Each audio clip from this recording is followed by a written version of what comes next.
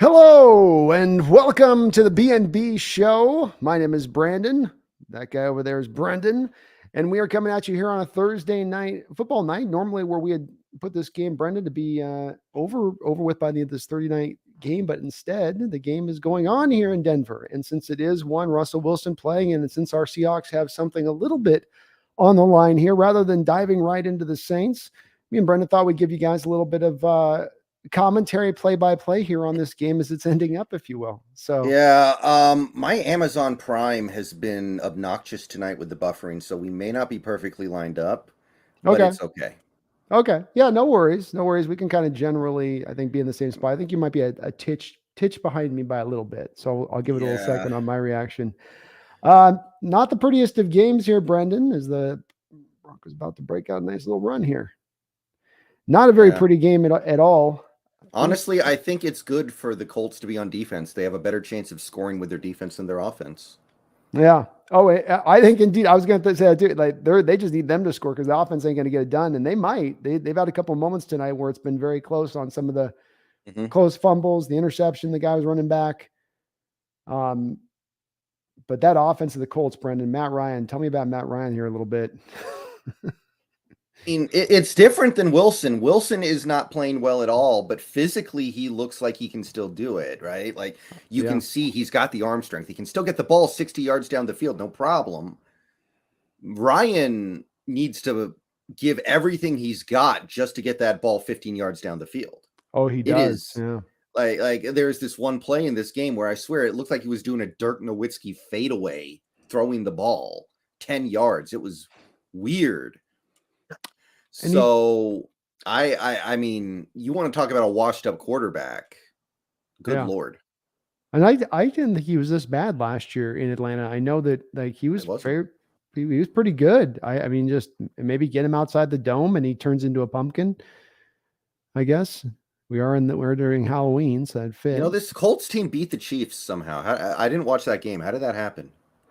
I don't know. I can only think that they were able to probably run the ball a little bit on that Chiefs defense. That'd be my, and then work just enough plays at enough times. And Chiefs sometimes can beat themselves as much as anything else when they lose, which isn't very often. So right now we got the Broncos just running the ball down the throat of this Colts defense. And Brendan, this defense has got to be gassed, don't they? And they've been on this field throughout the whole course of this game, and they've made so many plays. But the Colts offense is miserable.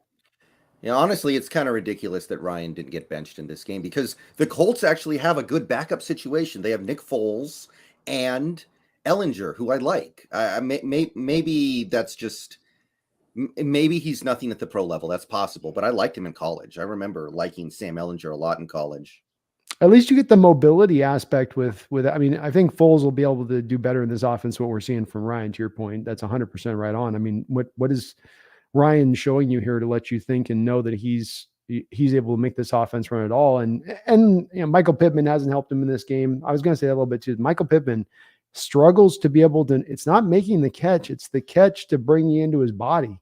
He has so many balls where he'll catch it out in front, and the defender always gets their hand in like he's a beat slow to pull it into his body and make the grab. It's very strange to see, but other than that, Ryan's not showing you anything that would make you think other than they look at it and go, we gave the draft capital up for him, and if we finessed Denver, then Atlanta definitely kind of finessed the Colts on this one. Yeah, I mean, Frank Reich is going to get fired before the end of this year. I think we all know that. Like, there's just no way he survives this. They blew the Week 18 game last year, and I'm a big Frank Reich fan, but this team no-shows way too much. They can't keep him. Yeah, Jim Irsay is probably not a guy that strikes me as a real patient guy either when it comes to seeing this and where he probably saw this year. And Denver's not going to try to do anything with Russell here. It's just a matter of if we're going to go ahead and run this ball down. And yeah, they're already basically in field goal range, but it's not end the game. Not really. I mean, kind of, but boy, another injury, man. They're all over the place in this one. And now it's an offensive lineman for the Denver Broncos down. Oh, yeah? They just lost Browning. Browning was killing it, too. Browning was. He was, though, the officials early on in this game, if I was a Colts fan, I'd be a little bit sus on those officials in this game. Reitman was just getting drilled. Yeah. He got called for what, like 4 holding calls in this game? Yeah, he did. I mean, well, and he's on the left side. He's struggling. The kid is young. And by the way, Brendan, there were people legit last year telling me that he was better than Cross, Mm, as far as that we should draft him. And it's like, no, we shouldn't. Small school guys, we got to tap our brakes on those small school guys just a little bit, from that respect. But Browning was getting like a couple yards head start at times. I know they're saying he was timing the snap on the telecast, but I mean, if you want to say timing the snap by that he was a half yard over the snap by the time it was, hike, yeah. But they finally called him for it because I'm sure that Reich's just about had an embolism bust out the center of his head in this game on some of the calls with it. yeah. So Well, apparently it's Garrett Bowles who got hurt, so yeah, that's rolled up on his significant. ankle. That looks like the high ankle sprain one, where they the guys Uh, roll up on the side of the ankle and then it turns weird. Looked just like that. yeah, I mean, as much as he is a meme, he is a good player. He's been good for them tonight. I've locked in on him a couple of times, and he's been very solid for them out there helping out. So if they lose him, that's going to be a blow. They're already without Quinn Miners in this game too. So I'm Right? saying there are a lot of injuries in this game on both sides. Running back for the Colts, like right out the jump, was Mhm. gone. Naheem Hines. He's one of those Yeah. guys that just pisses people off in fantasy because he's one of those boom bust guys that. Well, Hines went down early with the concussion, right? He got the baby Mhm. legs, right? So Yeah, yeah, just but like instantaneous out. Brendan, we got to talk about too.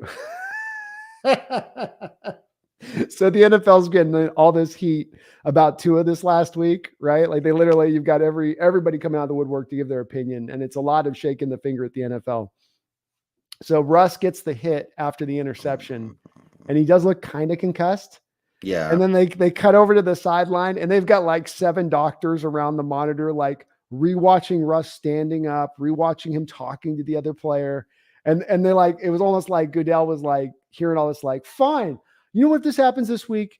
I want 7 doctors around a monitor. I want 3 of them with a stethoscope. I want to have somebody looking at a beaker for some reason. Like that was definitely to Uh, me a little bit of a Goodell, like, really? You need 7 guys around the monitor to see it? And Quinn yeah. Miners is being carted off. Wait, you mean Garrett Bowles? Garables, sorry, my Yeah. bad. Okay. Thank you. I was gonna say it's pretty weird if he gets carted off in a game he's not playing in. This looks like this like yeah, hey man, those sidelines can be Oh, dangerous places, Brendan. yeah. He looks very done for the year to me. The way he just reacted, I just saw him hit the stretcher. Yeah, He looks like he knows. that wasn't that my eyes are searching about how bad is this and trying to like think about how it's, that was a towels over his head. He's pounding the deal a little bit, going, that's my year there. I'm done. The guy was holding. I saw the same thing in the last one. I think that's an Achilles thing when when they got the trainer clutching up underneath they're sort of cupping the back of your heel a little bit. Hmm. That's what it looked like they were doing with him. There was a Colt that went down. Oh, it was Quiddy Pay. And Mm. that's sad to see with Quiddy Pay too, because he's been really good for them out the Yeah, game. Quiddy Pay's nice. So Russell and shotgun, 2nd and 12 here. Let's see if they give him a chance to throw. They do not. They're not throwing nothing here, Brendan. Has Russ thrown a single pass since he got possibly concussed? No, I don't think he has. Then why don't they just put Rippon in if all they need to do is hand the ball off? Like, Russ wouldn't let that happen, man. That's a no fly zone for Russell Wilson. That's a whole but he nother might. I different mean, kind of Denver no fly zone. yeah. He's not going to do Well, that. It's the same guy that wanted to go back in last year with that finger still half hanging off his skeletal frame. He's like, no, it's yeah, fine. It's fine. I can get out there.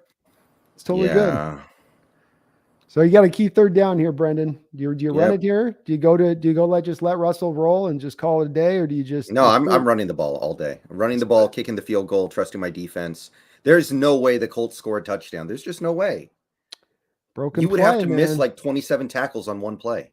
Broken play. They're giving a look like they're going to throw. Oh, I like the call though. They did basically the equivalent of what you were saying to do there, which was they went to a very easy route there for Russ to complete. Yeah, I haven't seen it yet. I'm still a little behind. Sorry, my bad. I'll give But you the 10 seconds here. yeah, okay. No chance at the first down though. Like if you're not even Well, I mean, I guess he could run for it, but it's so unlikely.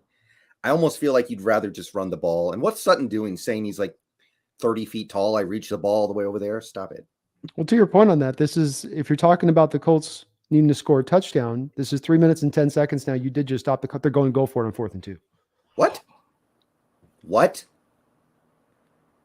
Excuse me? This has to be okay. I don't know what happened yet because I'm a little behind. This has to be a hard count. They are not, there's no way they snap this ball. There's just no way. Why would you even ponder it? Wow. And they got it. Okay. I can't believe Hackett is the dumbest SOB at the head coaching position I've ever seen in my life. I just because you get this and successful does not make that the smart call. Oh, yeah. Oh, why would they even why would you even consider it? Like, I guess you're kind of figuring the only thing I can think of is the only way the Colts score is if they block the field goal and return it for a touchdown. So therefore you're like, I don't even want to kick the field goal. That's the only thing I can think of. Because you're like, there's no way they actually score on our defense. They're going back and throwing the ball now here. And he went in to do a punch there. That could have been a fumble. Good job on Sutton. Yeah. Sorry. It seems pointlessly risky to me. I just saw the Sutton play, yeah. I mean, that's I don't get if he knocks that fumble out, now it's a 3-point game. Oh, wow. He went for the Charles Tillman. See what I'm saying? Like, he's got him on that sideline. He punches that ball out. You've got him. They could pick that ball up just like you said on the pump block and take it back for the 6. 2nd and 5. Hackett he does just about almost everything you think he's going to do the opposite of. He does from a coaching perspective. And he's on the offensive call of this, man. Yeah. This is him here. Man. They're going to go 3-0 at home, it looks like, though. 3-0 at home after all this. You did say that was a big key for them, Brendon, this year. Yeah, 3 miserable games on offense, and they're going to, as Jesse Pinkman says, he can't keep getting away with it. He can't keep getting away with it. Well, gosh, and credit to the Bronco fans. They're out there in the state. How many shots of the fans have we gotten in this game, doing this?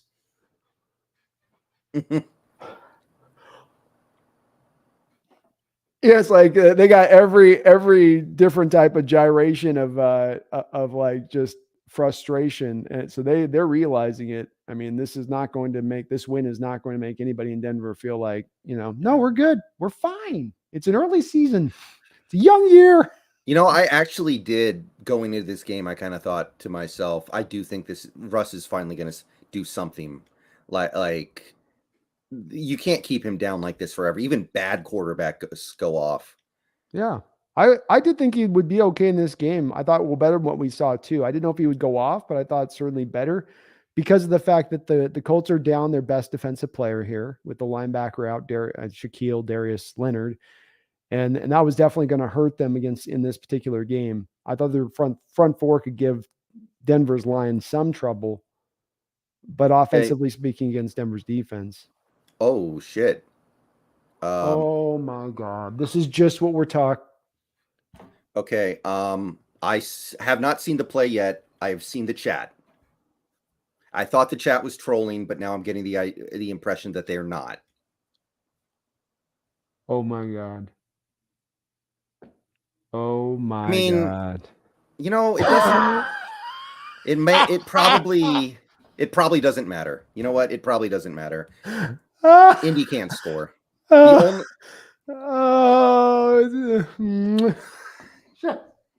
Honestly, it probably doesn't actually matter because Indy can't score either way. But this Indy kicker, So Russell Wilson with the game on the line. I think he has a concussion. That's the only reason why he would do that. But this is the whole thing. This is what, remember, Brian, we got a ton of our chats tells us that there's a lot of people in chat who firmly believe it was that Buffalo game, something happened, or Cardinal game where he took some kind of hit and was different ever since. Mm-hmm. But he tries to throw a post route on Stephon Gilmore. Ooh, that almost got that. And then, oh my.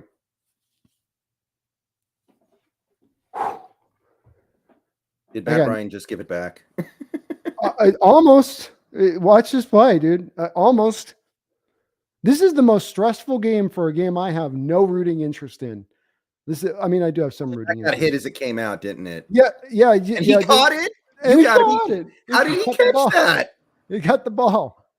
Wow, he caught that. Shout out to, that's Alec Pierce. That's the Bearcat guy, right? That's that guy. That's he's got that dog in him. I like that guy. I remember that guy. He caught it with his crotch, man. Well done. Yeah, look at this. The ball, his arm gets hit as the ball comes out. He sacrificed the sack, Brendon, for the catch. He said, F the sack, make the catch. Yeah. Wow, good for him. 2-minute warning. Holy mackerel, folks. But yeah. I think it's shoot. God. Away with it. Elliot Clark, thank you for the $5 donation. Says, I say we spend our first round picks on defense if Pete can't turn this around with a trade. Have you gotten on board to that point yet, Brendon? I'll say what I always say. Who's there? Where's the value? Yeah. We don't know that yet. There's just no way to know. I think from the standpoint how you're saying it too there, Elliot, it's also that you're saying and he just did. Oh,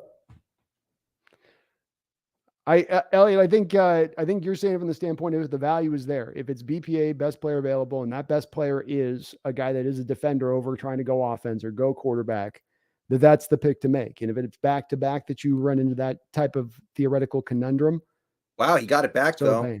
He did. He did not make it look at. He did not athletically get it back. He got it back like a peewee kid, but he pulled it better back. Than Cam Newton. 2nd and 11 here, folks. Matt Ryan's having a rough road today.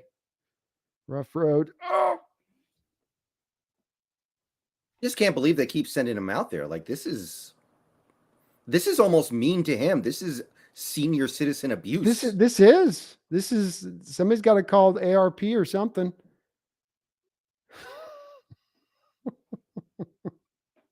This game is awesome. I think he did. Yeah, he did. Okay. Hey, props to Ryan there. He got that ball out. I don't know how he's getting it out. Yeah. It just strikes me as like the laziest thing possible to go, I don't want to have to pull my quarterback out. He's out there. I'm just going to leave him out there. Like, it just strikes me as something when your coach knows, like, I'm getting fired anyway. Who cares? I think he's also could be a little bit of he's trying to maybe blame it on and they got another edge guy down now. Does Denver? They're probably trying to also blame it on the offensive line tonight because they've reshuffled all these parts along it. And Frank Reich's probably like, well, I haven't given him a line that, bob. So what can I expect of him?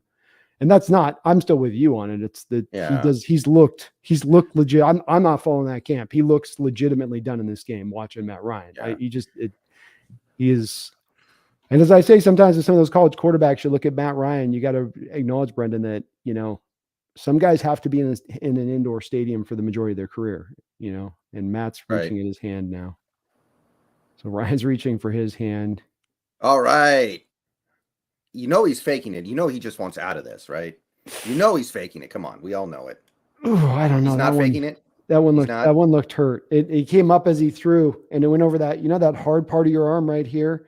Like if you hit it where it's bony, he went right into the defender's arm as he was going over the top right on that spot. It's probably not like broken, but it hurts I'm sure it hurts like hell. Okay. Okay. Maybe he's not faking it, but he does want out of this nonsense regardless. So good for him. Is this really going to go to overtime and this whole show is just going to be a play-by-play of watching the worst game in the last 10 years? It may very well be because Alex Pierce just caught his third pass of this drive alone, taking them into feasible field goal range. The Colts have no timeouts, 2nd and 5. Okay. Let's go. It'll be worth it. Because if the Broncos lose this game, what games are they going to win this year?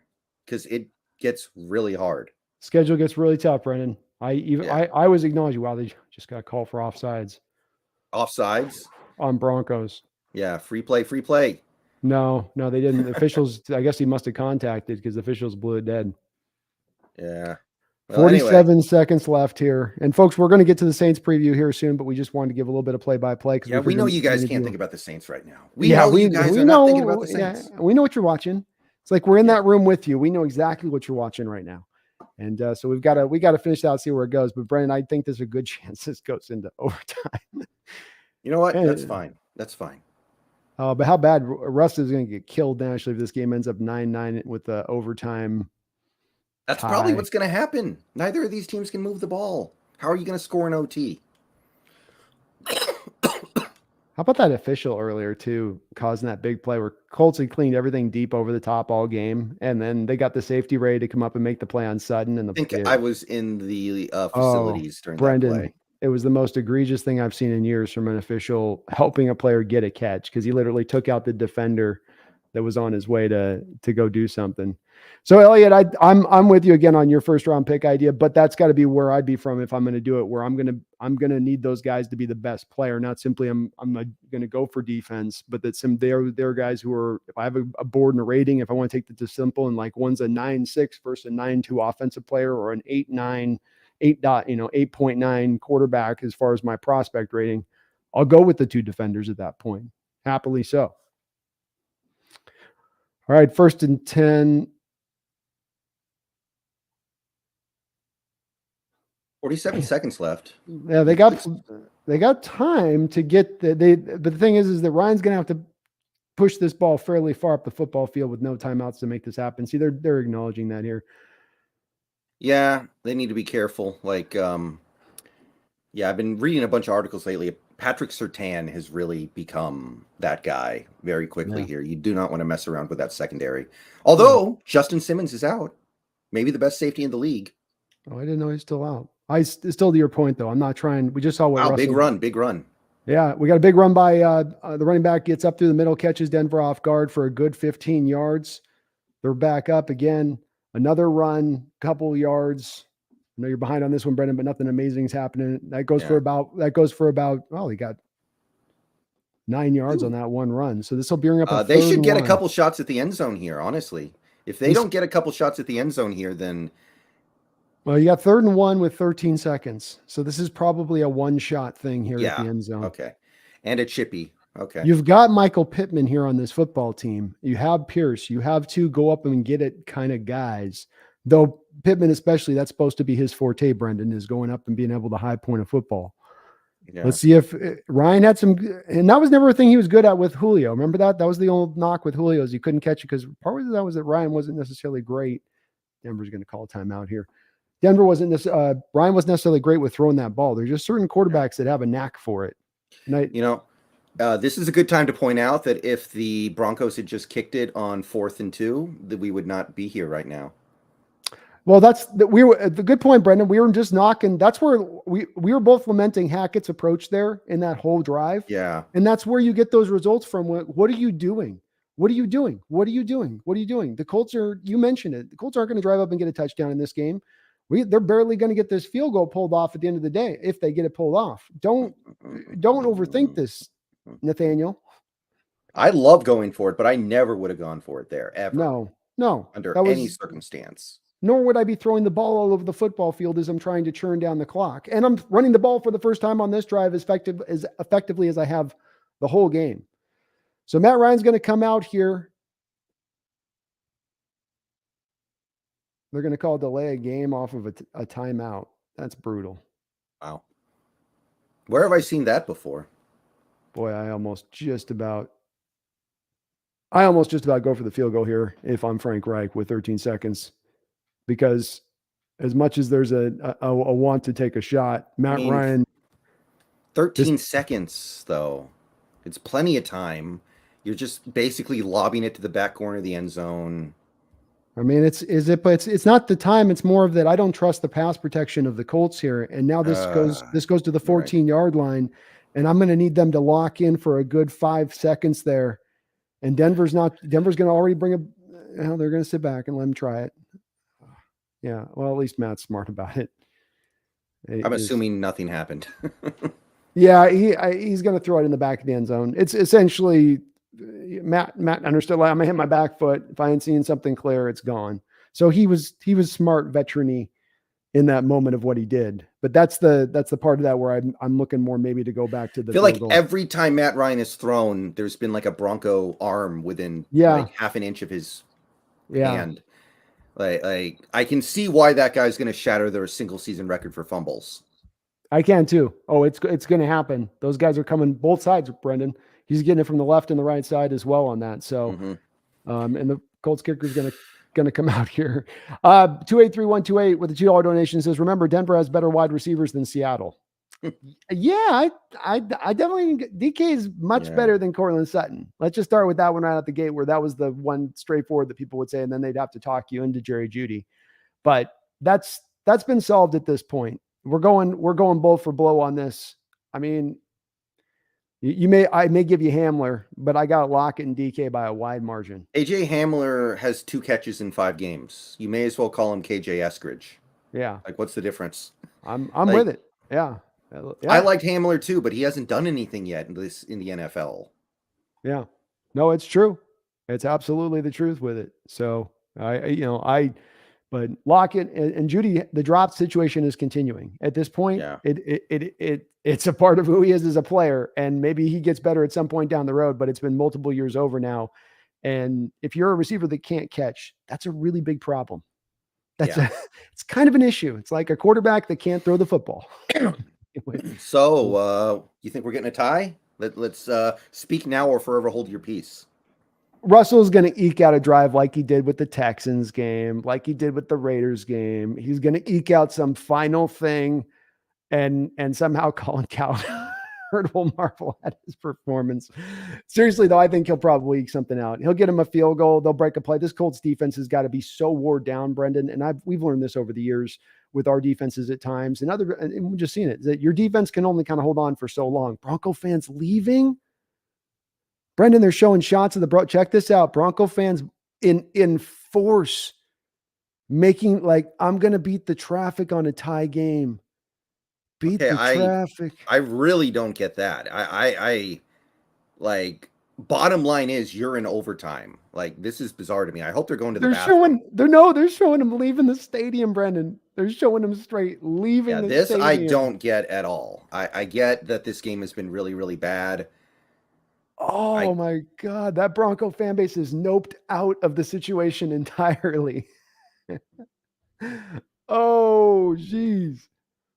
Hey, it's a school night, you know? I've never seen that before, Brendon. It's a tied game. You guys are 2-2. They're trying to show the stadium how many seats are left. I guess it is a school night. So, I mean, I guess maybe that's. Yeah, school night. I'll tell you this, Seattle fans wouldn't leave on a school night. That'd just be the mom being like, Billy, I guess you're going to miss school tomorrow. Mm-hmm. And that's how that would go. I remember I knew a guy once, he was a Texas Longhorn fan. After watching the national title game with Vince Young, tried to do his chemistry homework after the game, and eventually he was just like, no, this is not happening. I'm getting a 0 tomorrow. I'm getting a 0. Exactly. Yeah. Exactly. You got to, hey, that's how it goes. That's what part of being a real fan and being a real 12 of this team is about. So we got a question in the chat with Snail asking $2 donation here, Brendon. Looking at the rest of the schedule, you give me win or loss here. I'm going to break it down here quickly. This is the end of regulation. Russell Wilson took a knee, so it'll be 9-9 going into overtime. We got Chargers next week. Win or loss? That's got to be a loss. At home against the Jets? I don't believe in the Jets. I'll say the Broncos win. At the Jacksonville Jaguars? No, that's London. Isn't it? London. Is it London? Maybe. Yeah, it's 6:30 a.m. That's got to be a London game. You know, that Jacksonville team's good. I'll give it to them. I think that Jacksonville team's pretty good. Boy, that's right about the point of the season. The Bronco fans started jumping off tall buildings. At the Titans the week after that, 10 a.m. game. At Titans. Titans pretty good this year. Okay, I'll give it to Tennessee. I don't feel good about it, though, coming off the bye week. Home against the Raiders. Okay, they're going to get that one. At the Panthers. Yeah. They'll get that one. Yeah. Is Sam Darnold going to be back by then? I guess it doesn't even really matter. It won't matter, but they'll get that. The Panther team's disjointed, and I mean Baker Mayfield's already going after the media there, so it's like he's already getting spicy. At the Ravens, loss, right? Yeah. This Bronco team's not beating the Ravens. Lamar might be hurt by then. That's the only way. And my Amazon Prime is frozen up, so I'm going to exit the app and go back into it. Hopefully I don't miss anything. They're just still at a commercial break right now, so you're good. Yeah, then you've got 2 against the Chiefs. Neither you nor I would think they're going to win that. I think they're not going to win either Charger game and either Chief game. That's 4 losses right there. Yeah. They got to go at the Rams. That's a loss, theoretically speaking. I think maybe even the Cardinals will be a struggle, depending on where their injury situation lies. Because I mean, they're down Baron Browning, they're down Randy Gregory, they're down potentially now this Bonito kid went down as well in this game. So they're going to be in a weird situation as far as their pass rush is concerned, which is weird because they invested so many assets into this. Yeah. Well, one thing to remember is that when the schedule gets hard, they'll have Randy Gregory back. That'll help. That will help, depending on where he's at too, as far as how really healthy he is. But I think, Brendon, really from what you just said there, you've got really 2 certain wins left on the schedule. Maybe you can put the Cardinals as a certain win. That's 3, maybe. But then the rest of them down the list look pretty close to a loss. Raiders, Titans, Jaguars game. Those 3 could go either way, but they're not going to go into LA and win. They're not going to beat the Chiefs. And again, I think the Chargers too will handle them both times. I just think they're going to be just a little bit better in that respect of things. Thank you though, Snail, for the $2 donation. Hopefully more the merrier on those losses. And hopefully we can add this night to it too. That'd be good. That'd be good as well. Kronos with $2 donation. Thank you, Kronos. It says, remember, next Thursday is Chicago versus Washington. Okay, then. That's going to be one we're not going to have to worry about a lot of viewership on there, Brandon. That's going to be a hard, that might set some records for lowest number of Thursday night watchers. It'll be Chicago watching. It'll be about like 1/20th of Chicago watching and 1/115th of Washington watching. I think both those. It'll be better than this game, I'll bet. What's Fields go for, by the way, in a trade? What am I paying for him in the offseason? Stick of gum. The dude's bad. I'm sorry. The dude is not good at football. So it's flyer time with him? Your standpoint? Pretty much. I did you see the stat? The Bears have completed fewer passes through 4 games than any team in the modern era. I mean, it's a fair point with it. How much do you give him back as far as, well, he is dealing with no playmakers, he has no offensive line, no tight end, running backs are Yeah, he's got to be worth at least a 5th round pick, I guess, if we're going to be fair. Yeah. I mean, I'd be about willing to do that, I think, too. I was thinking a couple weeks ago 3rd, but I've got to fall back on that. If I've got to take secondhand parts where a team already got a first look at him and you're giving me, I don't care where you drafted him, I don't care where people had him projected to go. No. And Matt Ryan's going to get the ball back here in the regular. I'm pretty well caught up now, I think. So did you notice before this game started, Russ and Sherman talking to each other on the field? I thought that was weird. Yeah, I could feel Sherman's presence of, I'm not a big fan. Let me put this kindly. Not a big fan of you, but we'll keep this cordial because there's cameras on us. Mm-hmm. So like there's the ceasefire sort of approach to their relationship is probably where look, if I was Russell Wilson, I wouldn't talk to Sherman. I wouldn't, because Sherman's job is basically crapping on me. I'm not going to fight you, but I'm not going to talk to you. So I was surprised. I don't know. I feel you there, Russell. You got to give Russell credit in that he does take a high ground approach, no matter who fires what shots. First down. He never fires back. Yeah, we have a nice little first down, hitting him out to the tight end here. Haven't seen this guy used all game, and then a little bit of yak from the tight end up the sideline. Did you hear that? It was kind of a clickbaity article, but I was reading somewhere earlier today the Broncos might cut Albert O. It was a little clickbaity, but they were basically saying he's not doing anything. He's not playing for him. And their rookie is back, apparently. The rookie guy, nice run. Woods. A nice run by the Colts for 11 yards up the middle. Yeah.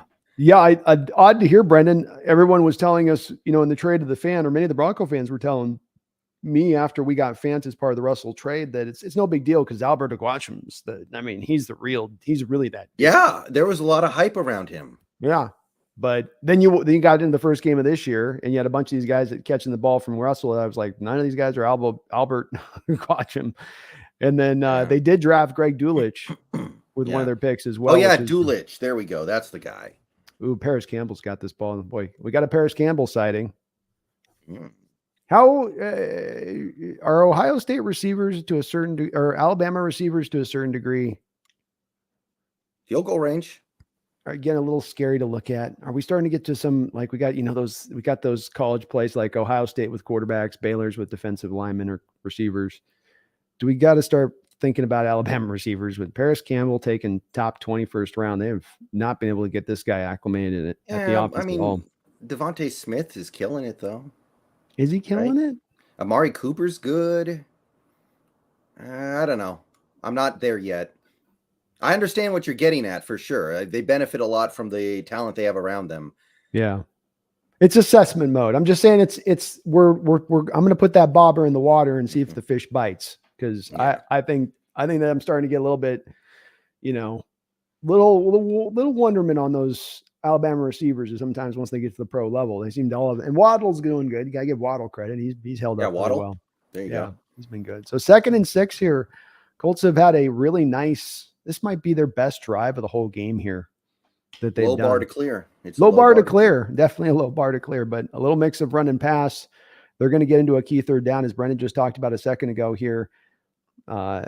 They are within field goal range as it stands already right now with 7 minutes to go. And we are going to talk about the Saints here, folks, but we're going to first do a little bit of play-by-play for you here because we know you guys are all watching the Russell Wilson here and seeing what's happening. Remember, we've got some picks on the line here, folks. We got skin in this game. It's not merely just a game between two teams that don't matter. We want to see another L stacked on that Denver loss column. Mm-hmm. And if they take the L here, there are a lot more L's to come. Honestly, just based off what we've seen in this game, I think it's safe to say there are a lot of L's coming. Indeed. Yeah. We just broke down that schedule, Brendon, and you look through it from the at LA, at Baltimore. Well, at least he didn't get sacked. He didn't get sacked. Boy, it was if I was a Colts fan, every time I think I'd be holding my breath as every time the rusher got to the top of the arc because I'd be going, okay, trouble's about to happen now. Here comes the closing move. Here comes the finisher. This Chase McLaughlin guy, didn't they pick him up off the street because they got rid of the guy wearing glasses? That's right. Smith? Good point. Yeah. So they pulled him off, and he's doing it.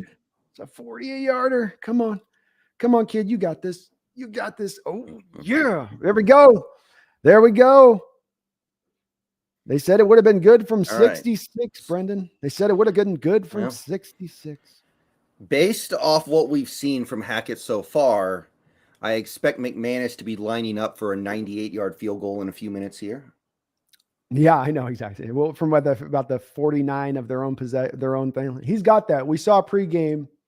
He was hitting this off a tee. He made this in Madden. They told Madden gave him that skill. Madden doesn't mess around with those skills. They're always adjusting. It's completely accurate 100% of the time, and that's why I always play that. Ian ML, thank you. I thank you again, Kronos, for the $2 donation. And yeah, we're probably not going to be watching that game next week. I'll tell you that. There won't be any Brendon play-by-play on that one. Yeah. Ian says with a $5 donation, Colin Cowherd is still going to find a way to defend Russ tomorrow. Oh, so Brendon, give me your Colin Cowherd. I'll be the Nick Wright. So what are you going to tell me today, Colin? What are you going to tell me today about Russ's performance last night, Colin? What do you got? Well, let me tell you. Mark Rodgers and Russell Wilson, they're trapped again. They're trapped again. Receivers can't catch the ball. Receivers not getting schemed open. This offensive line can't protect a cold. And let me tell I can't do it anymore. I can't believe you, Colin. You just won't own this. You're going to die on this hill. Oh, it's going to be fun to watch, though. I don't watch Colin much anymore, but I do love to watch him now as he just continues to. I've called him. I've compared to Brendon to like Custer Last Stand on a Hill type take. Like any last little speck of journalistic integrity drains right on down. Well, there's no reason for them to admit that they're wrong, right? I mean, why would they? When you really think about it, True. It's like how Skip Bayless never abandoned the Tim Tebow stuff. There's no reason for him to. I guess so, but that stuff sticks with you. If you hold, you're not going to get like dinged too bad if you change off of a place. But if you hold to it to forever, that's where people will be like, "Really, you just kept on that one, huh? Couldn't let that one go." And a screen pass to open things up here for the Broncos on their first drive to Gordon, and he's got some room to work with here. Nice. Again, with Russ in this game, there have been times where they have at moments worked in the short passing game. He's thrown some screen stuff. It's weird that they're not getting, because like you said, the difference between him and Matt Ryan, it's not a matter of Russell's really completely diminished skill set wise here. I mean, certainly he's not as mobile as he once was, but some of it is also just it still has that uphill feeling, Brendon, though, right? That's the carryover here, is that the offensively speaking, Denver's uphill feeling was kind of the same stuff we were feeling at the end a little bit, where it's so hard. And Russell's got a guy wide open on a broken play. Jerry Jeudy. Broncos are down inside the 14. Jerry Jeudy running wide open, almost uncovered. Just a broken play there. Well, I mean, it makes sense with the way this defense has been worn out tonight, I guess. They can't have anything else in the tank, Brendon. And if I'm a Colts fan, I can't give them a hard time for it. Oh, you can talk all day about being in the best of shape and that they lost Kwity Paye in this game. They're short of it. Like guys are playing some extra snaps as well at that point. You're into overtime. And let's also remember, this is that thin air in Denver. It's like hard to breathe out there. You're like, I can't get my breath. And they do look a little tired. Yeah. They look a little sleepy. Well, Denver's been terrible in the red zone so far this year, so let's see if they stay on brand or not.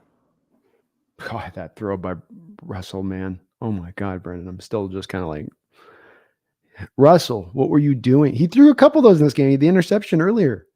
What are you're going to go? It's your pre-snap read tells you to go with Stephon Gilmore one-on-one with Jeudy, who's not been sure-handed for you tonight.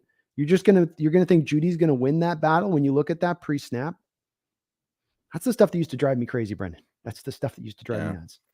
And oh goodness, Melvin Gordon almost had this broken, if not for a great tackle to upend him. He had a good 4-yard run right up the middle and just got kind of cartwheel. This is it. It's 3rd and 3. Probably 3rd I'm and 2. sure they'll kick the field goal if they don't get it. Yeah, they will. They're going to want the tie in this division over anything else. They're not going to want to risk a loss. Oh, my goodness. Do you throw it here or do you run it? 3rd and 2, Russ and shotgun. I have no idea, man. I don't know. I don't like any of it. I'd run this all day, and they don't get it. I know that this is going to make the Bronco fans angry, but he has 2 red zone interceptions in this game. Maybe, like you said, he's concussed. They took him. He did not get it. Oh, are they 4th and 1? This is actually an interesting decision now. Oh my God, he's going to go for it. This silly, stupid SOB, and Russ can't run QB. He's not going to run a quarterback draw. He's going to try to get him to jump because he can't really run that draw stuff. Yeah, I mean, he doesn't even. You can't QB sneak this. Yeah, it's a full yard. This has got to be a fake. This has got to be a hard count. It's never been Russ's bag because that's why Brady was always so good at it, despite being immobile. It's really relying on the guy getting the ball and being just so long in their frame, they can naturally fall forward with it. But when you're 5'10" falling forward versus 6'5" falling forward, and it's the difference sometimes, Brendon, of this much, you just can't do, and a yard's a long yard in that kind of situation versus a half a yard. They're talking it over. I mean, God, you can't tie with this Colts team, though. This might be the worst team you play the whole rest of the season. I can understand why they're thinking about this. I really can. I mean, I can too, but where does the loss put you as far as then at that point? Versus at least you can establish of course, maybe, let's also say this with the tie, they do give the Colts back that chance with the tie because there is still 2 minutes and 38 seconds left. So maybe that's got to be the factor here as you go, okay, but I don't want to give them that shot back. Doesn't mean we get the win by or the tie for sure by just doing that. I am a little behind you, by the way, but go ahead and spoil it if you see what happens. That's fine. I'm not. Yeah, they are going for it. I can see it.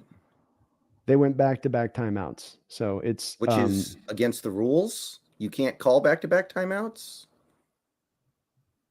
Oh, Indy used the first. Okay, never mind. They were really going to go for it. Oh, my golly. Well, now that they're using the timeout, maybe they're chickening out. Which, by the way, God, I guess if you kick it, the odds of you winning the game are basically nil because there's not enough time. You're not going to get the ball back probably. Yeah, I mean, I can see with the factor of if this was down to like 20 seconds, you had this almost at the end of OT, maybe then you do it. But I can see and understand with the fact that there's 2:38 here, and if you give the ball back to Indy, it's still Hackett, like I said earlier, he still goes real left-handed, man, when he gets into situations that require the coach to kind of think about it. 4th and 1, Russ back in shotgun. Mm-hmm. Oh, looking.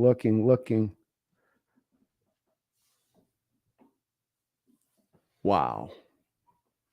All right, let's see. He's got time. He's looking. He's got all day. Throws it over the middle. No good. Wow. Wow. Wow. First round pick looking good.